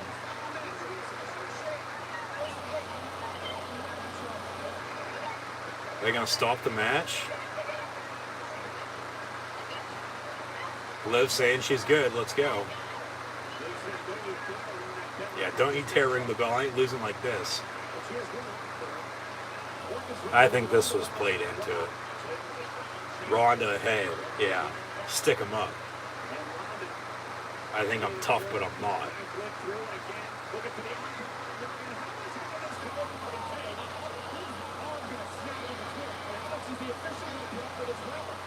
Liv might tap out, cover 1, 2, 3. Liv tapped, but Ronda's shoulders are on the mat and they counted 1, 2, 3, and Liv Morgan retains. So Liv Morgan's your SmackDown Women's Champion. Ronda, yeah, that was planned for that finish. She was tapping out when you counted. Yeah, armbar. Okay, so there's some controversy to end this match. Very quick match. Did the tap come before the 3 count? Let's see a replay, Kevin Dunn. You still with the company? 1, 2, 3. Was Liv Morgan tapping though? Yeah, that was quick. Yeah, another angle. That's 1, 2. Yeah, right at like 2, Liv Morgan started to tap.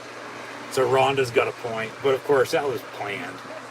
Yeah, Ronda's pissed for good reason, says Corey Graves. But Liv Morgan's still your SmackDown Women's Champion. That's all that matters at the end of the day. Ronda gonna attack her now, post-match. Okay, so Liv's still the champion. She retains, but Ronda now attacking her post-match. Somebody gonna come out to help Liv? They gonna suspend Ronda Rousey? Yeah, probably. She's attacking the fucking ref. Has the ref in an armbar. They'll suspend Ronda storyline-wise. She'll go away. She won't be seen till early next year, probably, I bet. She can't fucking wrestle. She can't talk to begin with either, so it doesn't matter.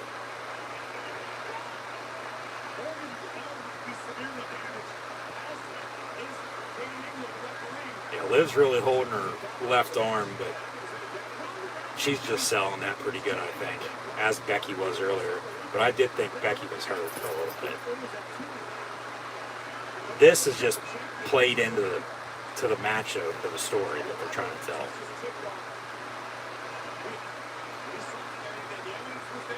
They should be booing Ronda. They're trying to get her over as a heel. I get that much. It's like, okay, Liv's still champion. If they're not going to continue this, who's going to be next in line for Liv? Is Charlotte coming back? Because Bayley just came back, but she's going to be on Raw. You know?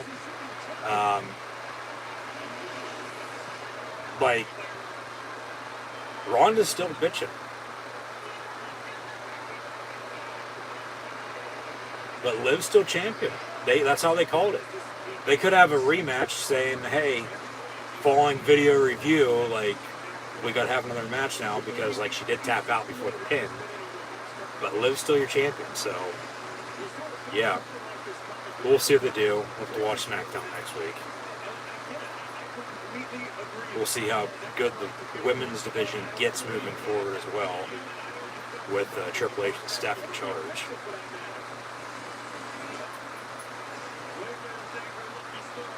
But yeah, Liv Morgan's still your SmackDown Women's Champion here. Ronda Rousey gets screwed. They fade to black and commercial break, and we'll get back to the action momentarily. Main event coming up next, 10 till 11 here on the East Coast in good old US of A. About an hour or so behind in Music City, in Central Time Zone, but of course, just once again, thanks for tuning in and listening. Be sure to like, follow, and subscribe on social media. Links in the description. And let me know in the comments who you have winning between Roman Reigns and Brock Lesnar coming up next. The biggest WWE event in UK history is coming. WWE Clash at the Castle. And this breathing fire-breathing dragon, I should say. Get ready, yeah.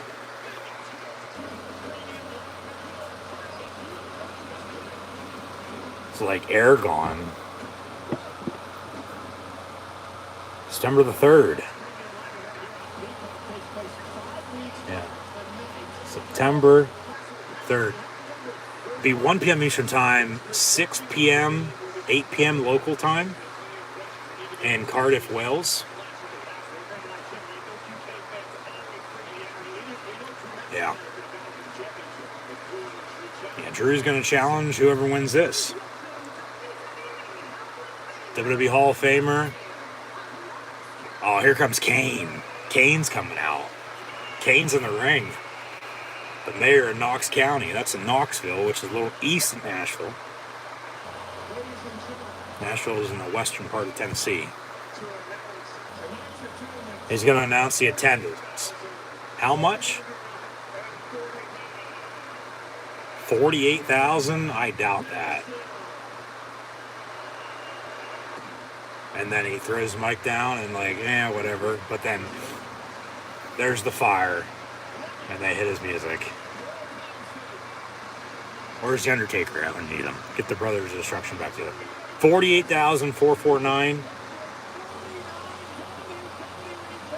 It would have been nice to have the 6 numbers last night, but I doubt there's almost 50,000 people there. No way. Not with the whole one side tarped off. I get people on the floor, but still.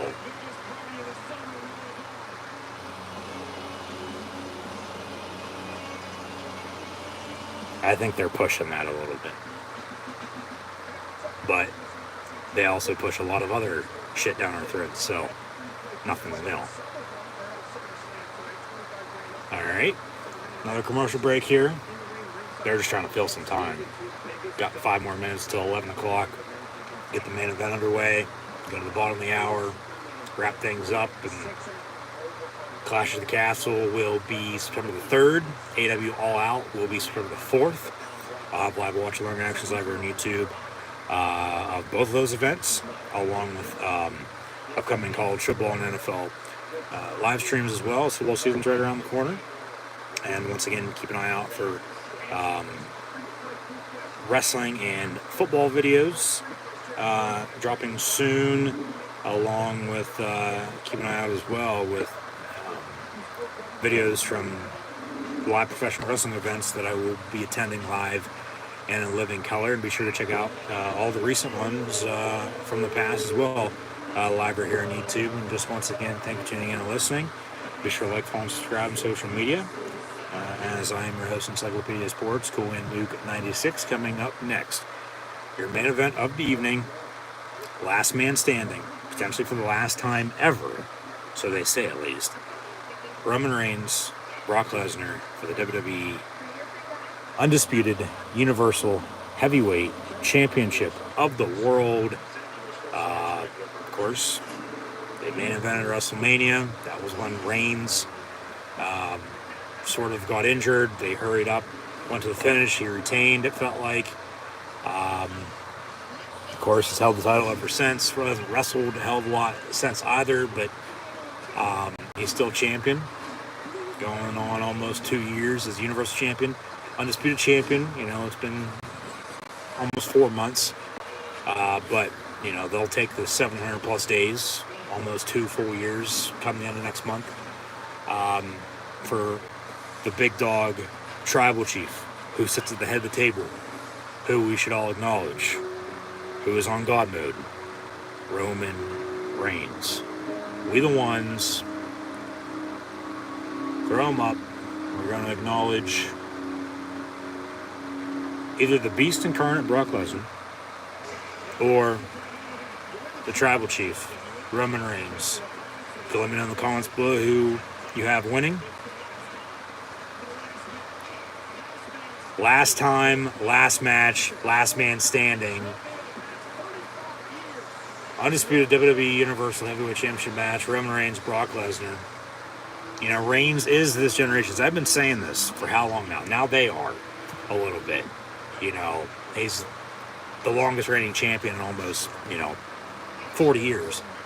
He's this generation's Bruno, Andre, Hulk, Stone Cold, Rock, Cena, wrapped up into one. That is Roman Reigns right now, okay? But once again, another 7-year feud with Brock Lesnar, another match here tonight, as Brock returned middle of last month and then worked people last week, it felt like again. Here we go tonight with the match.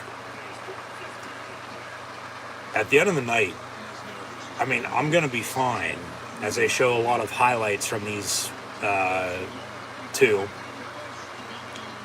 facing off at a few WrestleManias, a few SummerSlams, even over in the desert of Saudi Arabia as well. Most recently at WrestleMania 38, biggest WrestleMania match of all time, my ass. Going into and afterwards as well. But then Heyman's the middle piece to it all, being the advocate to the Beast and the special counsel to the Tribal Chief. Heyman's that key piece in between that could change it all, and that's storytelling. But they need champions on both shows on Raw and SmackDown. Now Triple H is in charge. I think they might find a way to make sure Reigns is still champion within the night, but also Lesnar is a champion. How they do it, I don't know. We'll see. I'm going to be fine with, though, of course, Reigns walking out of SummerSlam, still your undisputed Universal Heavyweight Champion, still having both titles. I would like to split the titles, though. Reigns stays Universal Champion. Brock becomes WWE Champion. You have Austin Theory potentially cash in. I don't know right now if they'd have him win. 2 weeks ago, I'd say yes. But right now, I don't know. So, yeah, we'll see what happens here. But I think we're going to be, of course, in for a good last man standing main event of SummerSlam. Of course, Theory recently has been getting beat the hell down by Reigns and Lesnar. Theory's good. He's a damn good heel. I don't like him, but he does a good job of being a heel. He gets under your skin real quick and easy. And they see him potentially as a future star. I don't know how much that entails now Triple H in charge by any means, but yeah. The final chapter. Last time, last match, last man standing. Roman Reigns, Brock Lesnar for the WWE Undisputed Universal Heavyweight Championship of the world. The big dog and the beast. And here comes the head of the table, who we should all acknowledge. Throw him up, we the ones. Last man standing match for the main event WWE SummerSlam 2022. About to start. We the ones. Greatest on a different level, God mode. Roman Reigns sitting at the top of the bloodline at the head of the table. The big dog tribal chief who sits at the head of the table, who we should all acknowledge, who has been champion for almost 700, 800, I've lost count days at this rate. Roman Reigns with Paul Heyman and the Usos by his side.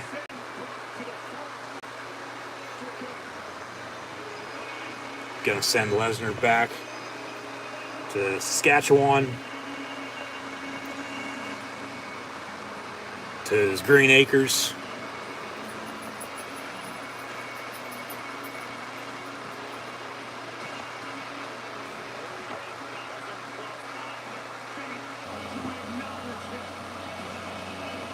Hogs get slaughtered, Heyman, remember that.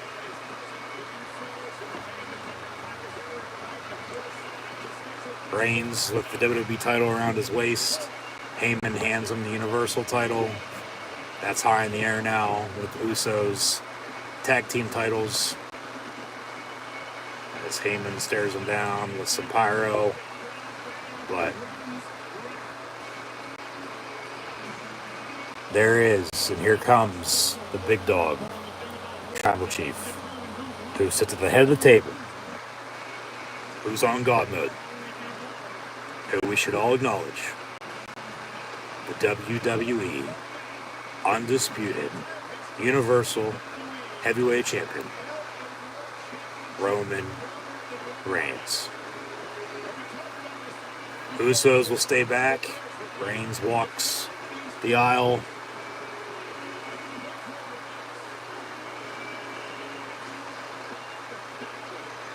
Pedro, Backlund, Hogan, and then Bruno talk about title reign days. Reigns is right there. But like I've said before, he's this generation's Bruno, Andre, Hulk, Stone Cold, Rock, and Cena wrapped up into one. That is Roman Reigns.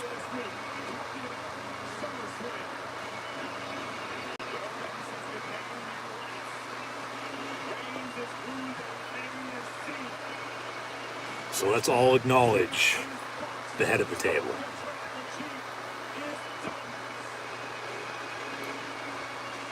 I think he's going to walk out with both titles. I would like them to split those, though. Have him retain the Universal title and have Brock win the WWE title one way or another. You have a Raw champion. You have a SmackDown champion. You have the WWE Championship on Raw with Brock Lesnar. You have Roman Reigns on SmackDown as your Universal Champion. And then you have Austin Theory as your Money in the Bank holder right now. Cash in, more so than not, on Brock. Brock would do the job. Roman would do the job too, no doubt about it. But you're looking ahead next year to WrestleMania. We all know damn well it's going to be Roman Reigns and The Rock at the show of shows. Hell, maybe even Dwayne Johnson comes out to end SummerSlam tonight, for all we know. And I'm saying this as Reigns makes his entrance. Okay? Throw him up, we the ones. So, yeah. I mean, we'll see what they do. Excited to see what happens. Reigns takes his good old time turning into an Undertaker entrance. But, yeah, Brock's going to come out, get his pyro, and I don't know if he'll run down the ramp and they'll get right to it, but I think, you know, they'll probably start off slow. There's more pyro for Reigns. I guess it did fill in a little bit on that other side, but the whole top part of it seems tarped off. So, I mean, maybe almost 50,000. Maybe. I mean, of course, I'm not there. I'm just watching. You can't see what they're not showing yet. But Roman Reigns set to defend the Universal title here at SummerSlam against Brock Lesnar.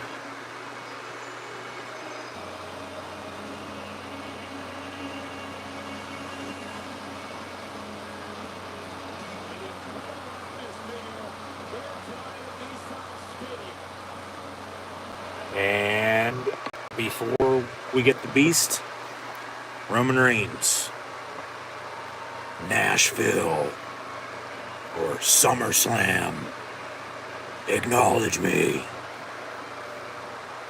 Maybe even Music City.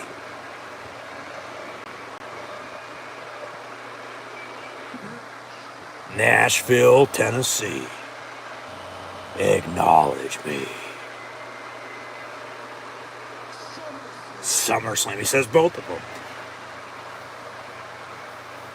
Acknowledge me.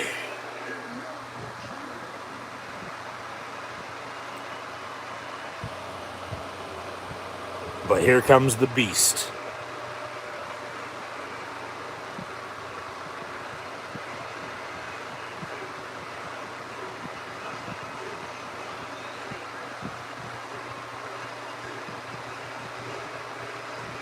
Tribal chief chant from the crowd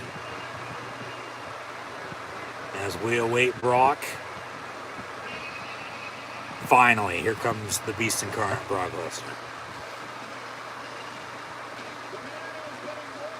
Remember, last year at SummerSlam was when he returned after Reigns defeated Cena.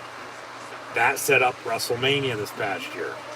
Could they do the same at the end of this to set up something for Reigns at WrestleMania 39 with The Rock? Could Rock come out tonight at SummerSlam?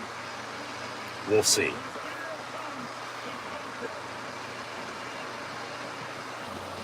Cowboy Brock. Ponytail's getting a little long.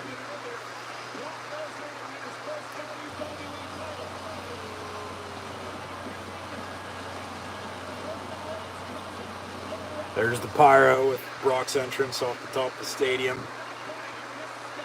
They're both used to being in football stadiums. They both played in college. They both, dabbled in the NFL a little bit during training camp. That's ongoing right now.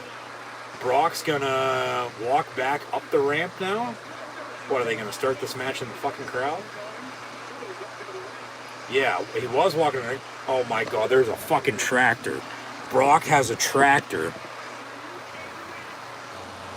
Brock's gonna put his flannel on and drive a tractor to the ring.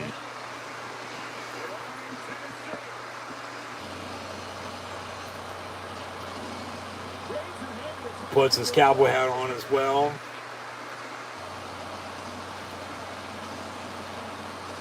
And he fires it up. Reigns just looking at him like, where is he? Like, what the hell is he doing?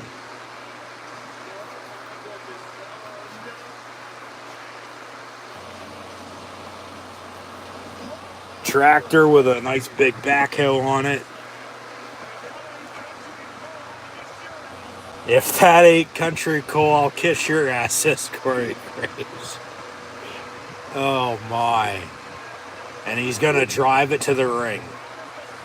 Brock Lesnar is driving a backhoe to the ring at SummerSlam to challenge Roman Reigns for the title. Wow.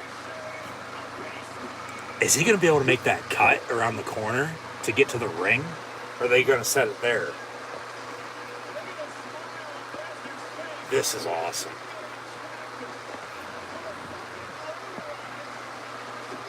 Yep.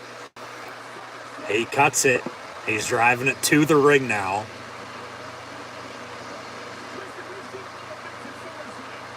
We've seen a lot of shit before. I don't think we've ever seen Brock Lesnar drive a tractor to the ring. We've seen cars getting driven to the ring. This is like, the beer truck. There's no dirt or anything in the backhoe, though.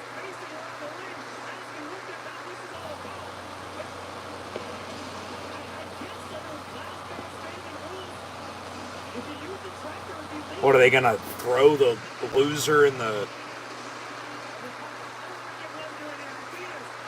Brock literally jumps up top.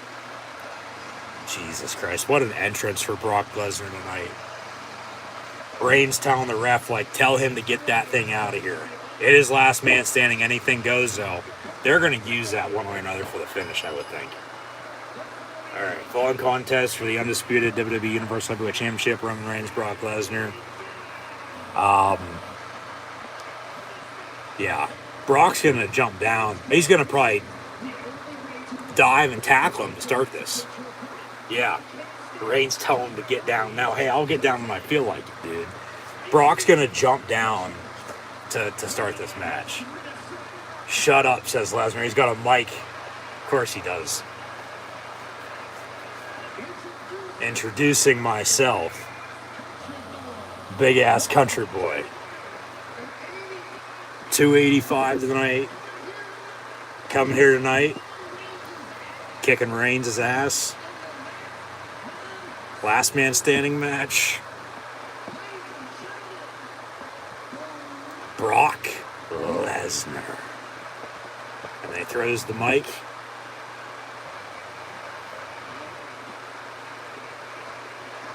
This is awesome. And then Reigns is going to get on the mic, or Heyman's going to introduce him. Actually, no, they're going to introduce him as they do. And Reigns is going to hold the titles up in the air.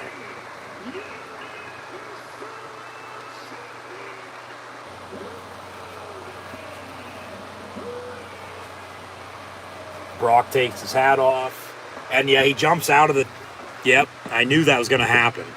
And he goes right after Roman Reigns. Bell rings, match underway, here we go. Big clothesline ringside. Reigns gets sent into the announce table. Brock takes the flannel off. A little suplex. Belly-to-belly suplex from Brock to Roman Reigns. Jesus Christ. This is last man standing. You don't answer the call at 10, you lose. Reigns gets sent into the steel steps. I feel like, once again, somebody's going to be put...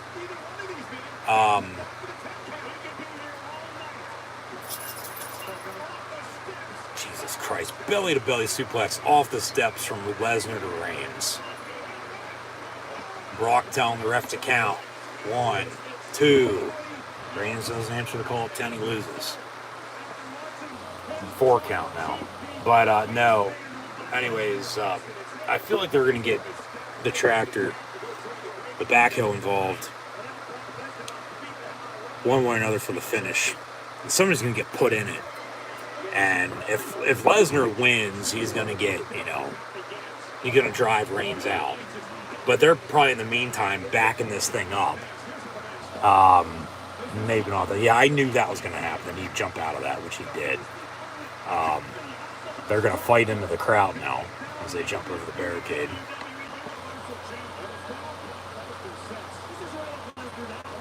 Jesus Christ.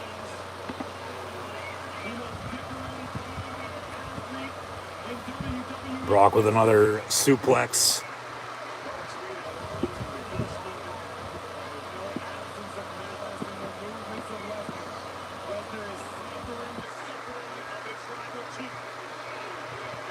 Now they're on top of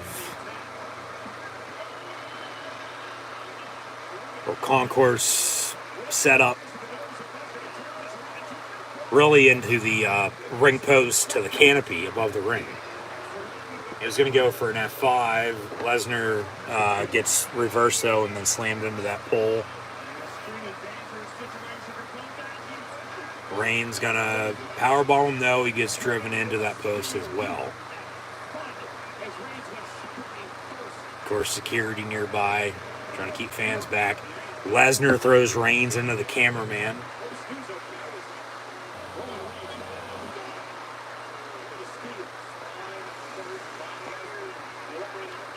That would be awesome to be right in the thick of that right now as a fan. Lesnar going to throw Reigns now back over the barricade ringside.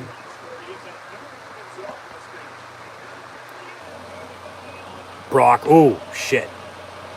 He jumped up onto the barricade, slipped and fell back down, and then jumps over. Suplex from Brock to Roman ringside. That had to hurt. Yeah, I wonder if the tractor's still there. And if the backhoe's hooked up to it. Brock looking underneath the ring. Fans are going to be happy about that. He gets a table out.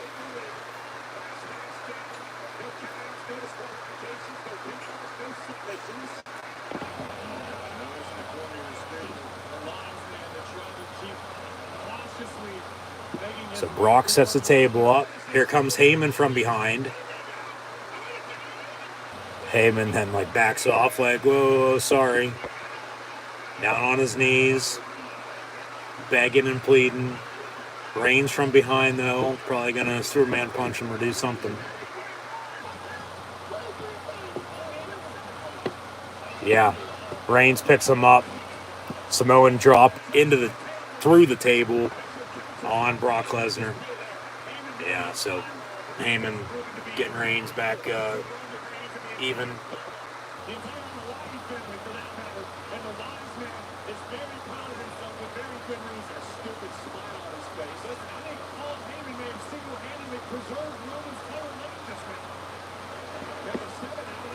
Eight count for Lesnar. He's on his feet.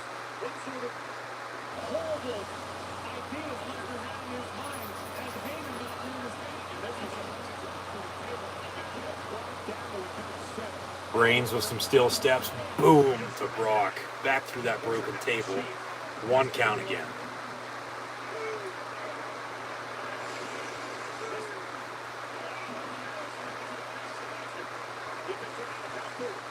Now Roman Reigns is setting up a table of his own.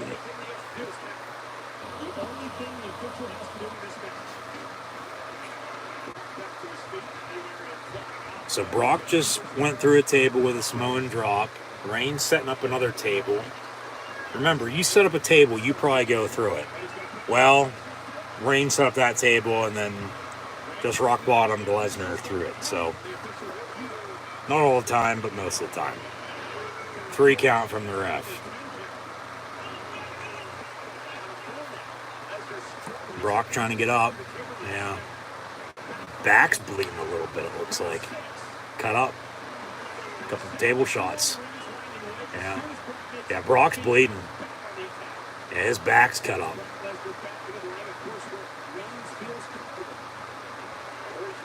Reigns going to go for a Superman punch as they're back in the ring now. And then that Superman punch connects. Lesnar into the ropes. Yeah. Another Superman punch from Roman. That connects as well. Brock down. More of a... he's not bleeding. It's more of a real bad bruise that looks like it might bust open here. Ooh, spear. Yep, there's a spear.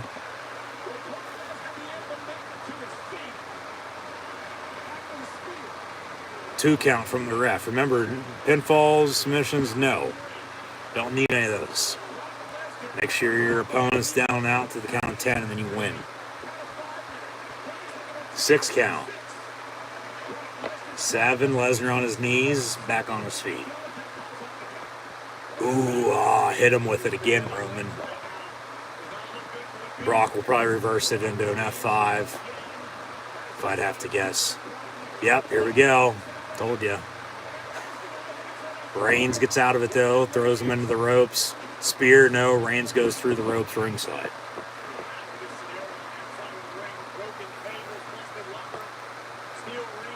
Yeah, 2 tables have been broken. No steel chairs yet. We do have a tractor with a backhoe on it at the end of the ramp that Lesnar drove to the ring. We've had some steel steps used, of course. Yeah, Brock, his back ain't bleeding, but he's cut up a little bit.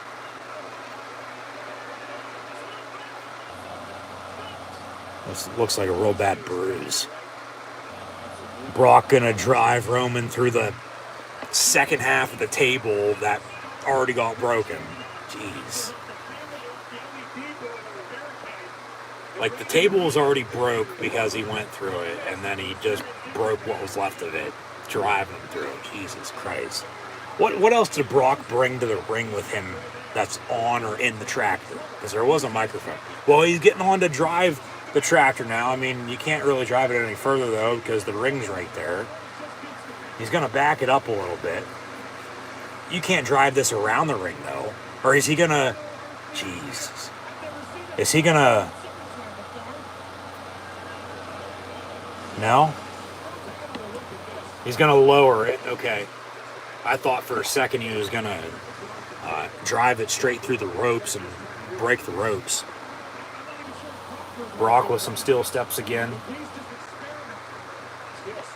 Boom. Shit.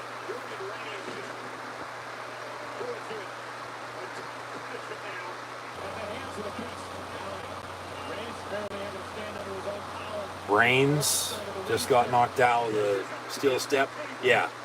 Brock with just another half a piece of table knocked Reigns down.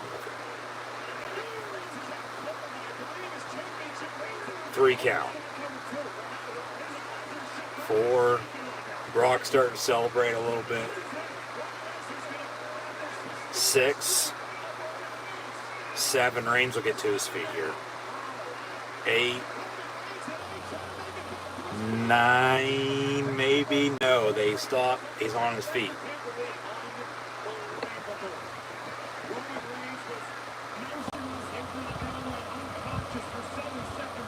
Yeah, I told you he'd be thrown into that.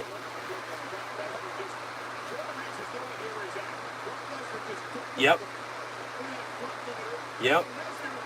Knew exactly that was going to happen. Brock has put Reigns in the dump of the backhoe, and now he's literally going to dump him in the ring as he drives it a little further. Yep, here he goes. He tips it, and Reigns falls. All right. Nope. Not in the WWE. Maybe working out on the farm, yeah. Or maybe on an episode of Dateline.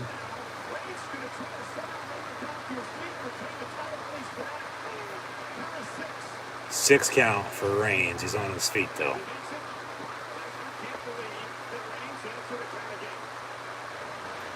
This is awesome chant from the crowd. This is most definitely better than their WrestleMania match they had, too. Lesnar with a suplex. Lesnar with another suplex.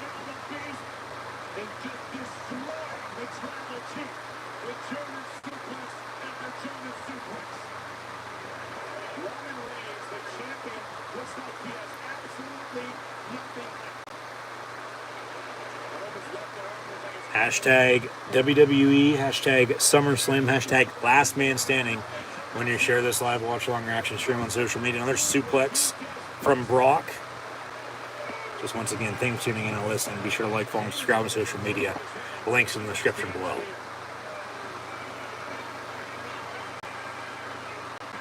Five count for Roman. Yeah, Brock, his back's just getting cut off. 8, 9, there we go. Reigns back on his feet again. Brock with an F5. Lesnar F5 to Reigns.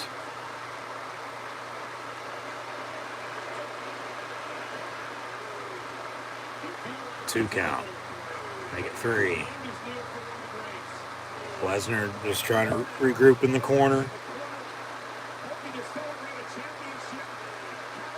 6 count for Reigns to get to his feet. He's still laying there. 8, 9. Reigns better get up. He does. Just barely. That was close. I think that was the closest one yet.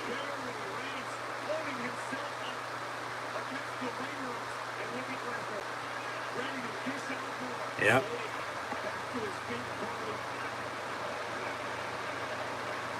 Lesnar going to go for another F5. But then Reigns reverses, has him in the headlock, the guillotine. Reigns has it locked in. He's standing on his feet. Lesnar on his feet too, but he has it locked in. And then Lesnar reverses and puts it in himself. But remember, this is last man standing. Submission or pinfall does not matter. You can make him pass out, but then if he doesn't answer the count of 10, you win. You know. So they're not even checking to see if he's going to tap. Like, if he passes out, they count to 10. You know, he doesn't answer, Brock wins. He gets to his feet, though, he's good to go. Actually, they're going to hold the arm to see if it sticks. The ref telling Brock to let go. So now they're going to count to 10. All right. We'll see if Lesnar wins here or Reigns gets back to his feet, which he'll get back to his feet, I would have to think. About a 4 count. The last one was real close at like 9.5.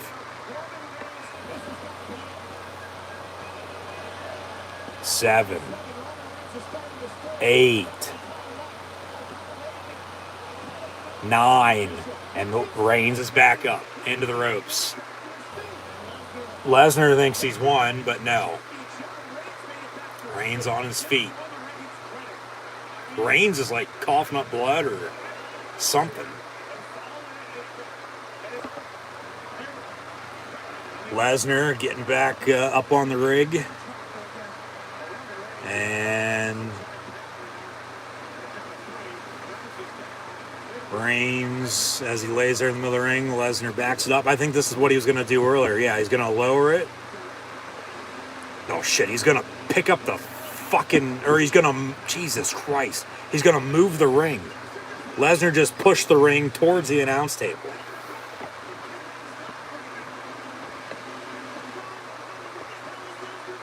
Lesnar is pushing the ring. And now he's going to push it, pick it up, and Reigns is getting sent ringside. Jesus Christ. Wow.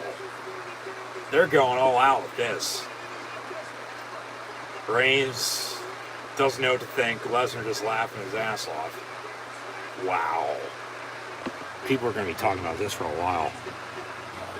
He literally just moved and pushed the ring a good few feet towards the announce table, and then he picked it up and has it literally the one corner of the ring's in the air right now with the tractor underneath it. 6 count for Reigns, trying to get back to his feet.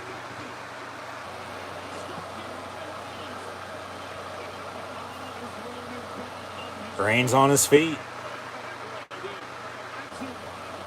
Now they're going to destroy the announce table. So where are Corey Graves and Michael Cole going to go now? This is awesome. Here come the Usos. It is last man standing. Here come the Usos. They jump the barricade and attack Brock.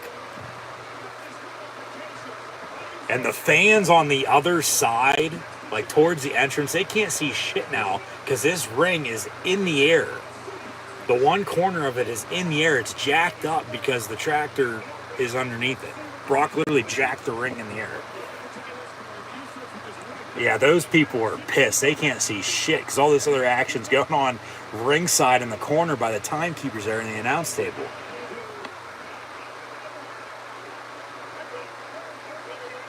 Heyman with the titles, talking to Lesnar. You want these? Take them, says Heyman. Brock Lesnar, says Heyman. It's yours. Take the titles. I don't give a shit. Oh, shit. Heyman up on Lesnar's shoulders. Brock Lesnar going to F5 Paul Heyman through the announce table. Oh, my God. And then a spear by Reigns to Lesnar. So Lesnar just F5'd Heyman through the announce table. Now a 2 count. They're both down. Now watch. We'll have a double count out. Reigns will retain because he's a champion, even with it being last man standing. They both won't get to their feet here. 5 count. 6. They're both down. 7. 8. Who's going to get their feet first? So they both will at the same time. 9. Yeah, they both get to their feet at the same time, so this match continues now. Heyman is done for. Heyman just went A-Town down. Here comes Austin Theory. Oh, God. Boos from the crowd. Theory with a referee. They're both down and out. He has the Money in the Bank briefcase. Austin Theory's coming out to Roman Reigns and Brock Lesnar here at SummerSlam to potentially cash in his Money in the Bank. Oh, God.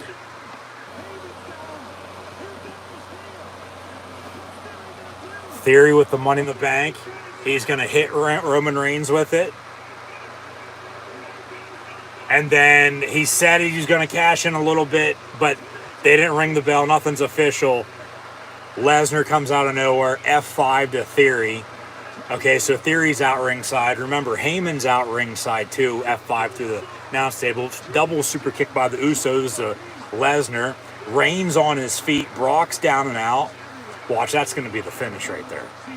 Yeah. Reigns counting with the ref now. 5, 6, 7, 8,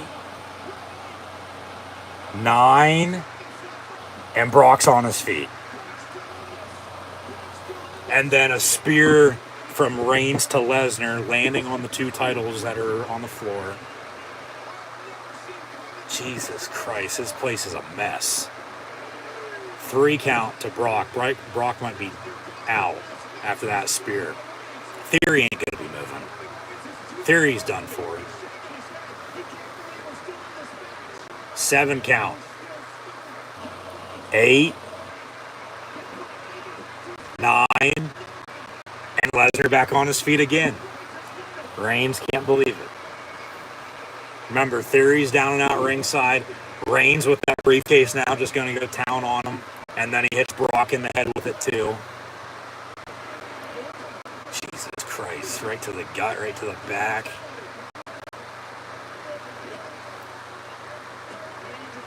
Reigns with the briefcase just going to town on Lesnar, throws it back at Theory, tells the ref to count. 2 count. 3, 4, 5. So they tease Theory cashing in, but he's not going to. Not right now, at least. 8 count. 9, and Lesnar back on his feet at like 9.5. What the hell is that? Is that the title? Yeah. Reigns with the WWE title now. Gonna hit Brock right in the face with it. And Brock's down and out again. Another 9 count, potentially. 2, 3, 4. Remember, Heyman's still down and out. Went through the announce table. Theory's out. Usos are there. Reigns on his feet. Lesnar trying to get back to his feet. We've got a, 7, 8 count? 8 count right there, okay. Another 9. Lesnar back on his feet. We continue. If this is last man standing. Reigns like, what the fuck? Like, what else can I do? And then there's the Universal title. He just hit him with the WWE title. Here's the Universal title he's going to hit him with, it looks like. This is like the last thing I have. Don't ever come back and don't get up after this. Hits him in the face with the other title now. Ref count. Now they're going to bury Lesnar with all the equipment, with the announce table, the briefcase, a steel chair, an office chair. They're just going to cover Lesnar now with all this shit and make sure he doesn't get up. That's like 3 or 4 9 counts in a row he's gone up from. Steel steps, yeah, they're just going to cover his ass. And Lesnar, he can't get up after this. Reigns is going to retain. What are they at? 8 count, 9 count? That's 10. Reigns steps on top of all of it too.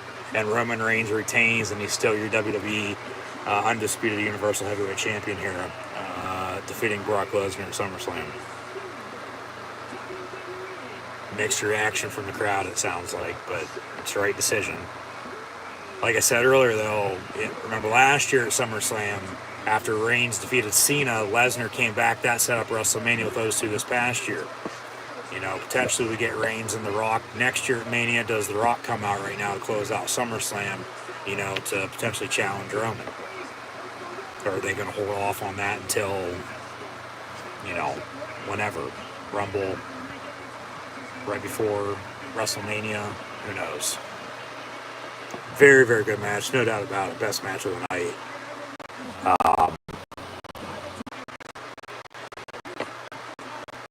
Clash at the Castle, yeah. Forgot about that. It'll be Roman Reigns and Drew McIntyre at that show a little over a month from now.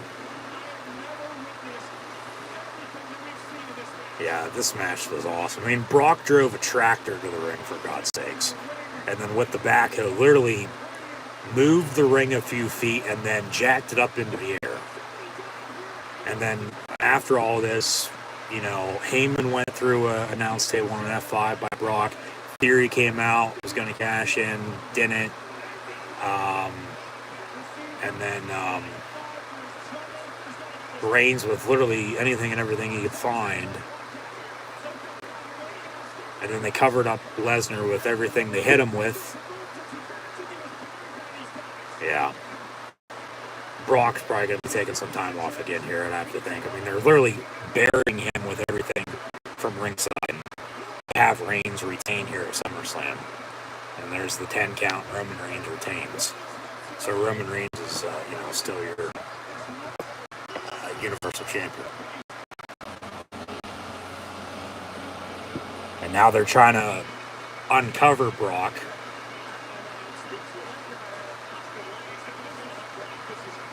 Heyman on his feet, him and Reigns and the Usos are hugging it out.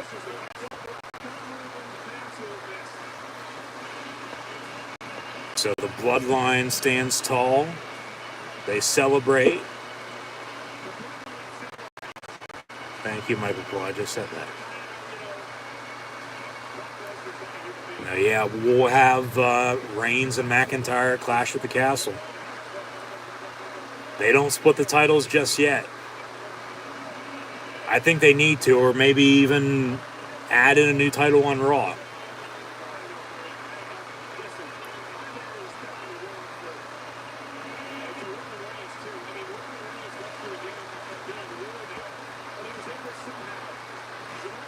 Roman Reigns going to walk back up the ramp.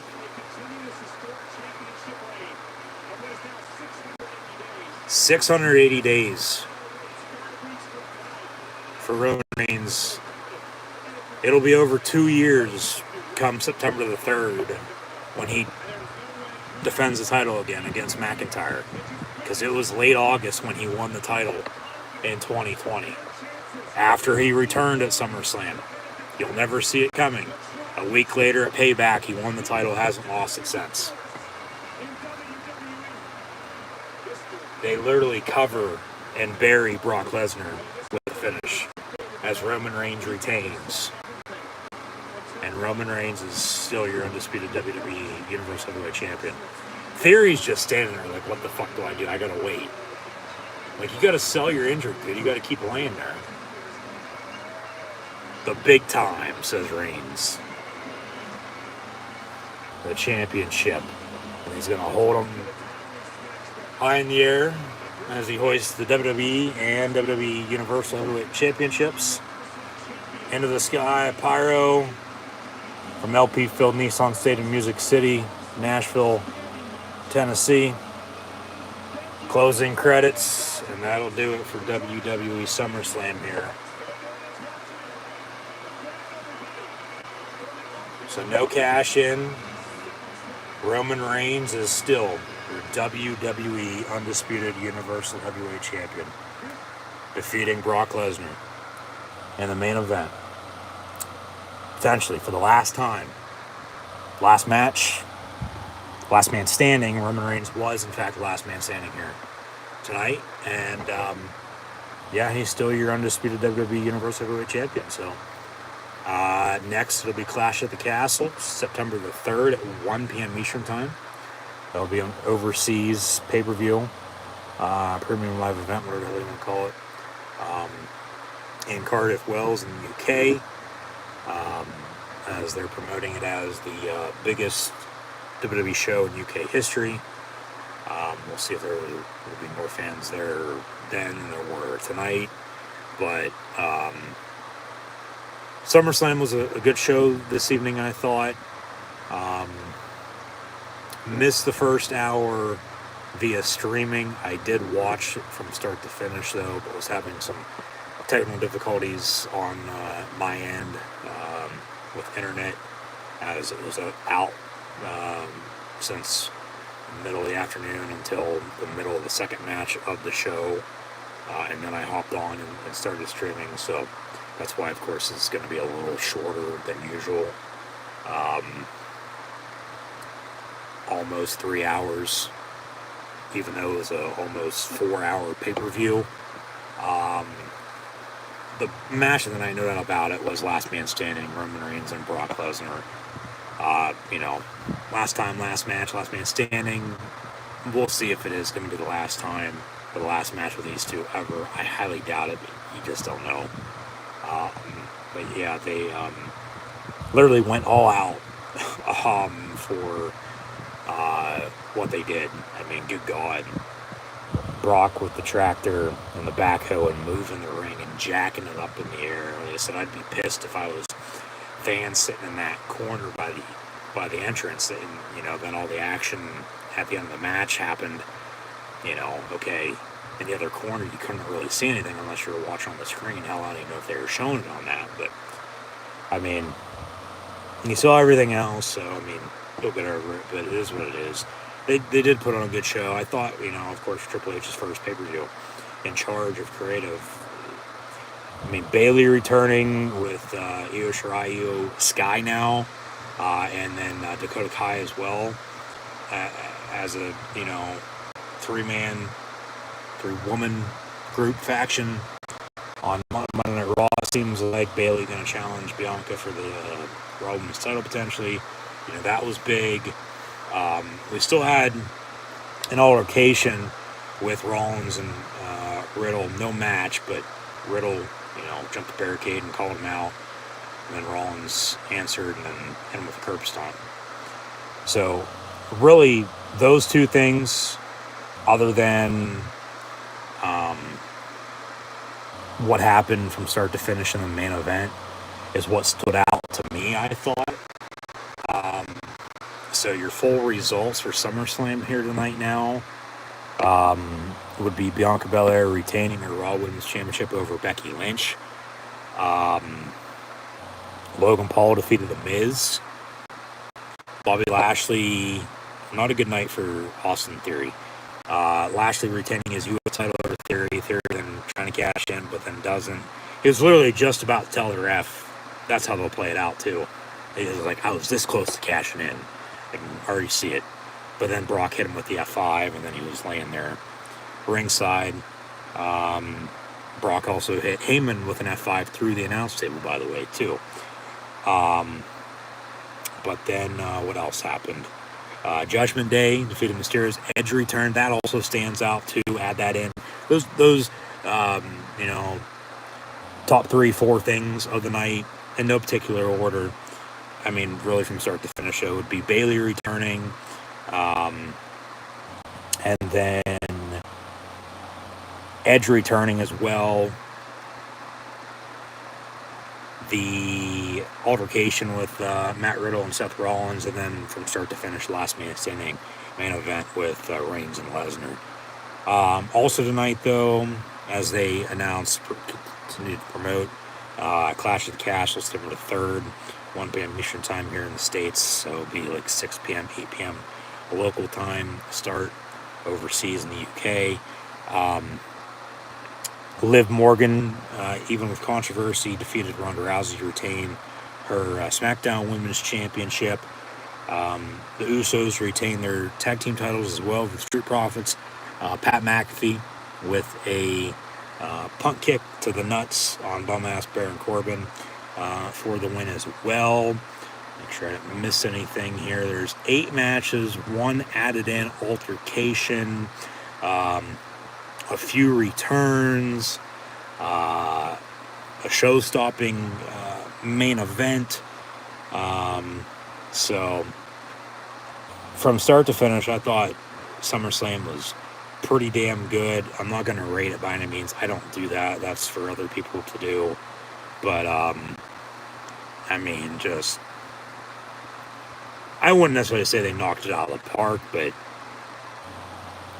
they put on a damn good show.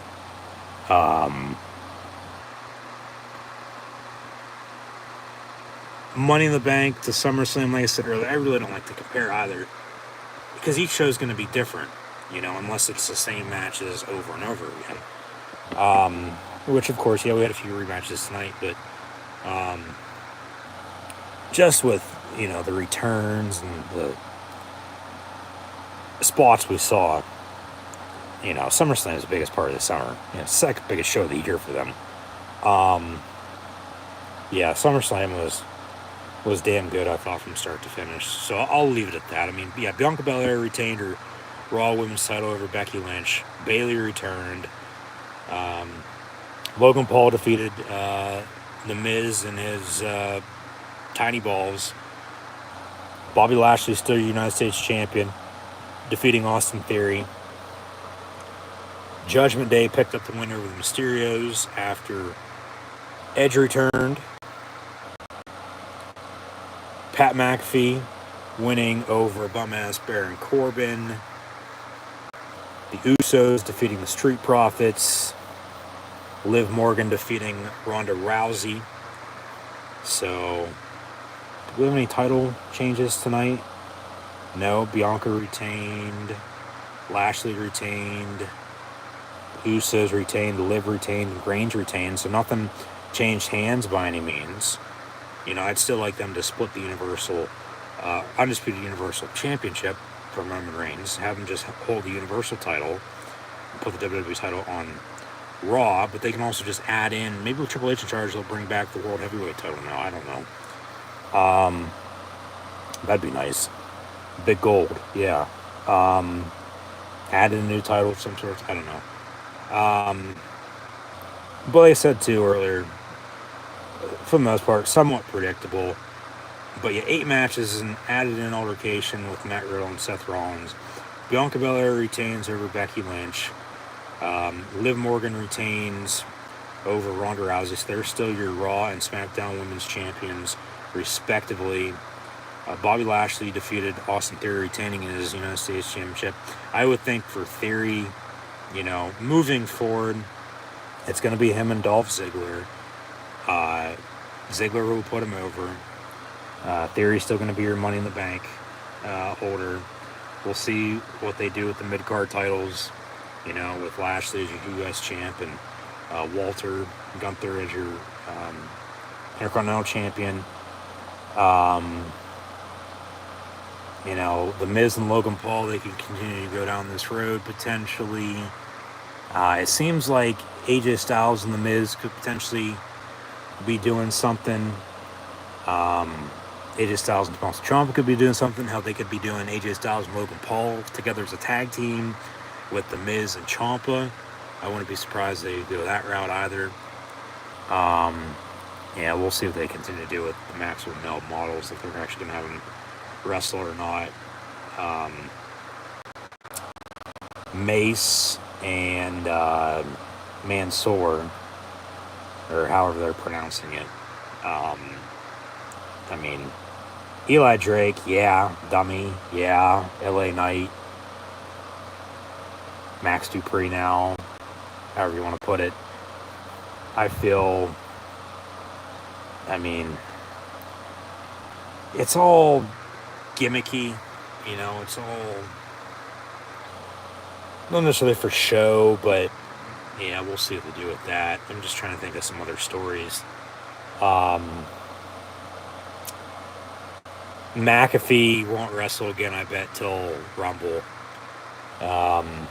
He'll be on commentary, though, every week. Ronda's going to be pissed, you know, controversy there. We'll see who challenges Liv. I'd probably have to think Charlotte. Maybe somebody else, though, that I'm not thinking of right now. I don't know. Edge is going to be in a good spot, though, I think. Presumably as one of the top baby faces on Raw moving forward with, Cody Rhodes on the shelf. Okay, there's that and Rollins' story. Orton's on the shelf. There's RK Bro there with Riddle. You have Riddle and Rollins right now in a feud. They'll have a match at some point in time. We'll see if they do the tag team championships too, because it's really just the Usos. We'll see with the Mysterios too. I know they won, but like Ray and Dominic potentially turning on one another. Yeah, we'll see what happens with that. I'm just trying to think of some other stories. Let me pull up WWE personnel with, who's on the roster right now. Because, even with Triple H taking over, I don't know right off the bat, like I said, once again, slow build, but if he's going to be pushing his guys to the top, your Finn Balor's, your Kevin Owens, your Seth Rollins. We'll see what they do with the women's tag team picture, or just the women's division in general. Reigns ain't losing anytime soon, though. I feel like with Sheamus losing on Friday Night SmackDown, Drew's going to challenge Reigns now at Clash at the Castle. I could see them breaking up the Peaky Blinders. Sheamus puts over, Ridge Holland or Pete Dunne, Butch there, for that matter, potentially. Corbin's all right. I've always liked him. He's in a good spot, though, even with the loss. He's going to be all right, is what I meant. They'll figure something out.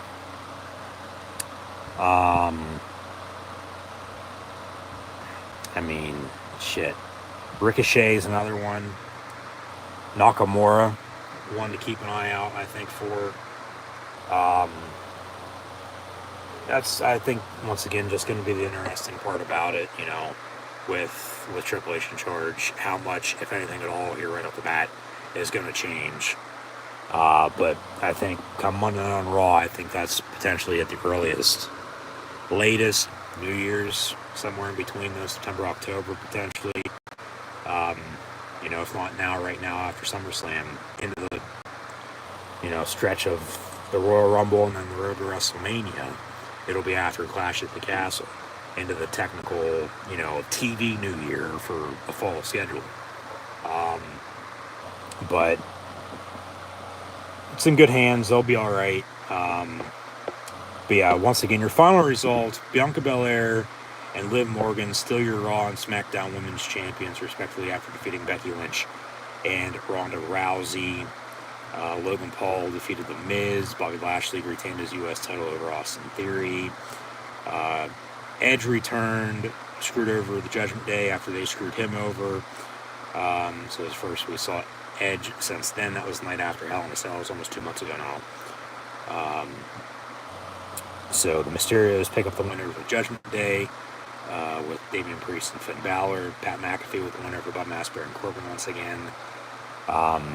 Usos defeating the Street Profits, then helping out Reigns in the last man standing match. So the Bloodline still, draped in gold as your undisputed WWE Universal Heavyweight Champion and your undisputed WWE Tag Team Champions as well, Roman Reigns and Usos respectively. And then, we'll get Riddle and Rollins at some point in time, probably at Clash with the Castle, I think. That's definitely two matches that we're going to get at that show. Roman Reigns and Drew McIntyre, and Matt Riddle and Seth Rollins. They could add in Walter challenging or defending, against whoever they have him challenge.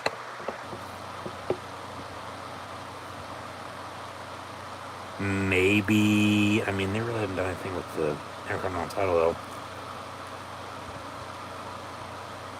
Maybe Nakamura, because that's sort of where it was.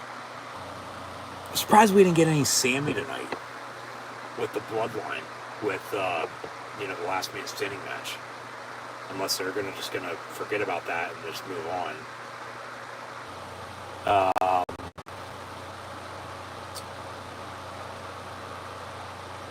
Because with Triple H in charge and then potential draft coming up or a shakeup in the fall, with Vince's guys compared to Triple H's guys, how much of that's going to change? Who's he going to push versus who Vince would have pushed? Your Madcap Mosses, your O-Mosses, people like that. Compared to, Triple H, like I've said, with, and I believe that report with if there were some talent still in the company that were released over the past 2.5 years, like they'd be okay. Like they'd still be there. And they'd be in the picture now too. But like your Kevin Owens, your Seth Rollins, your Finn Balor, if Samoa Joe was still here. However, he is your Ring of Honor TV champ.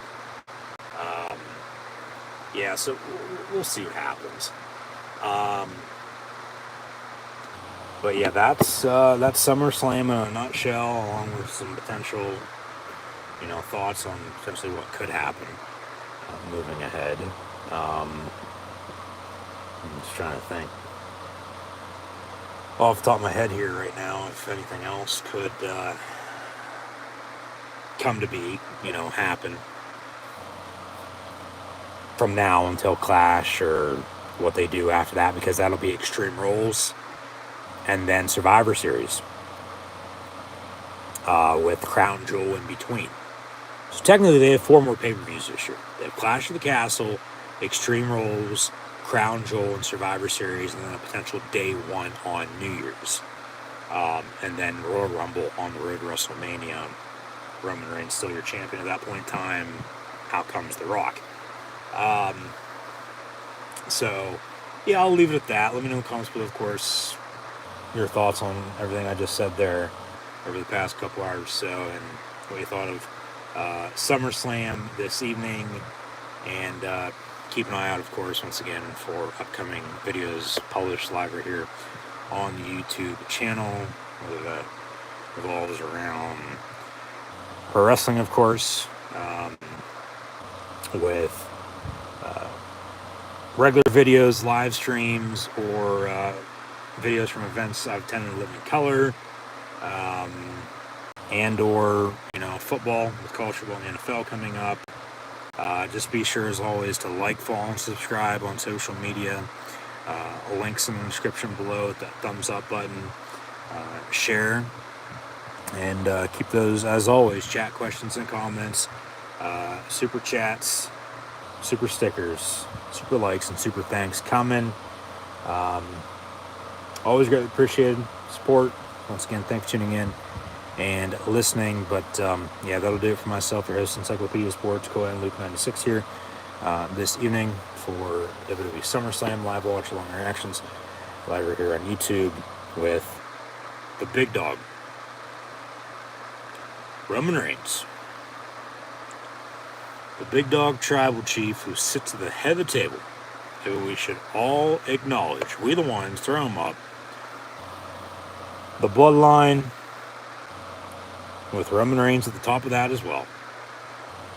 Roman Reigns still your undisputed WWE Universal Heavyweight Champion after defeating the Beast Incarnate, Brock Lesnar, here tonight at WWE SummerSlam in a last man standing match, in which SummerSlam this evening was, in fact, Triple H's first pay-per-view in charge of creative on the main roster following Vince McMahon's retirement last week.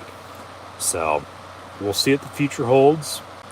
If hardly any change at all here right off the bat. There's been some. You can tell that much, no doubt about it. But, when's it going to get full throttle? And as he had said yesterday, they're going to give us what we want again. And then some. When's that going to happen? When's it going to be, must-watch, can't-miss TV? Once again, only time will tell. But, I'll leave it at that. That's WWE SummerSlam. Hope to see everybody for WWE Clash at the Castle and AEW All Out the very next day as well, along with upcoming college football and NFL football this football season that is rapidly approaching right around the corner once again. But, just be sure to like, follow, and subscribe on social media. East Fist Update is in fact on Facebook, Twitter, Instagram, or here on YouTube. Red subscribe button, notification bell next to it as well. And, I'll see you when I see you. But that'll do it once again for myself, your host, Encyclopedia Sports, Cohen Luke 96 live right here on YouTube for WWE SummerSlam live watch-along reactions with the big dog tribal chief who sits at the head of the table, who we should all acknowledge, who's also on God mode, Roman Reigns, still your WWE undisputed Universal Heavyweight Champion, following his defeat to Brock Lesnar in the main event, last man standing, here at WWE SummerSlam.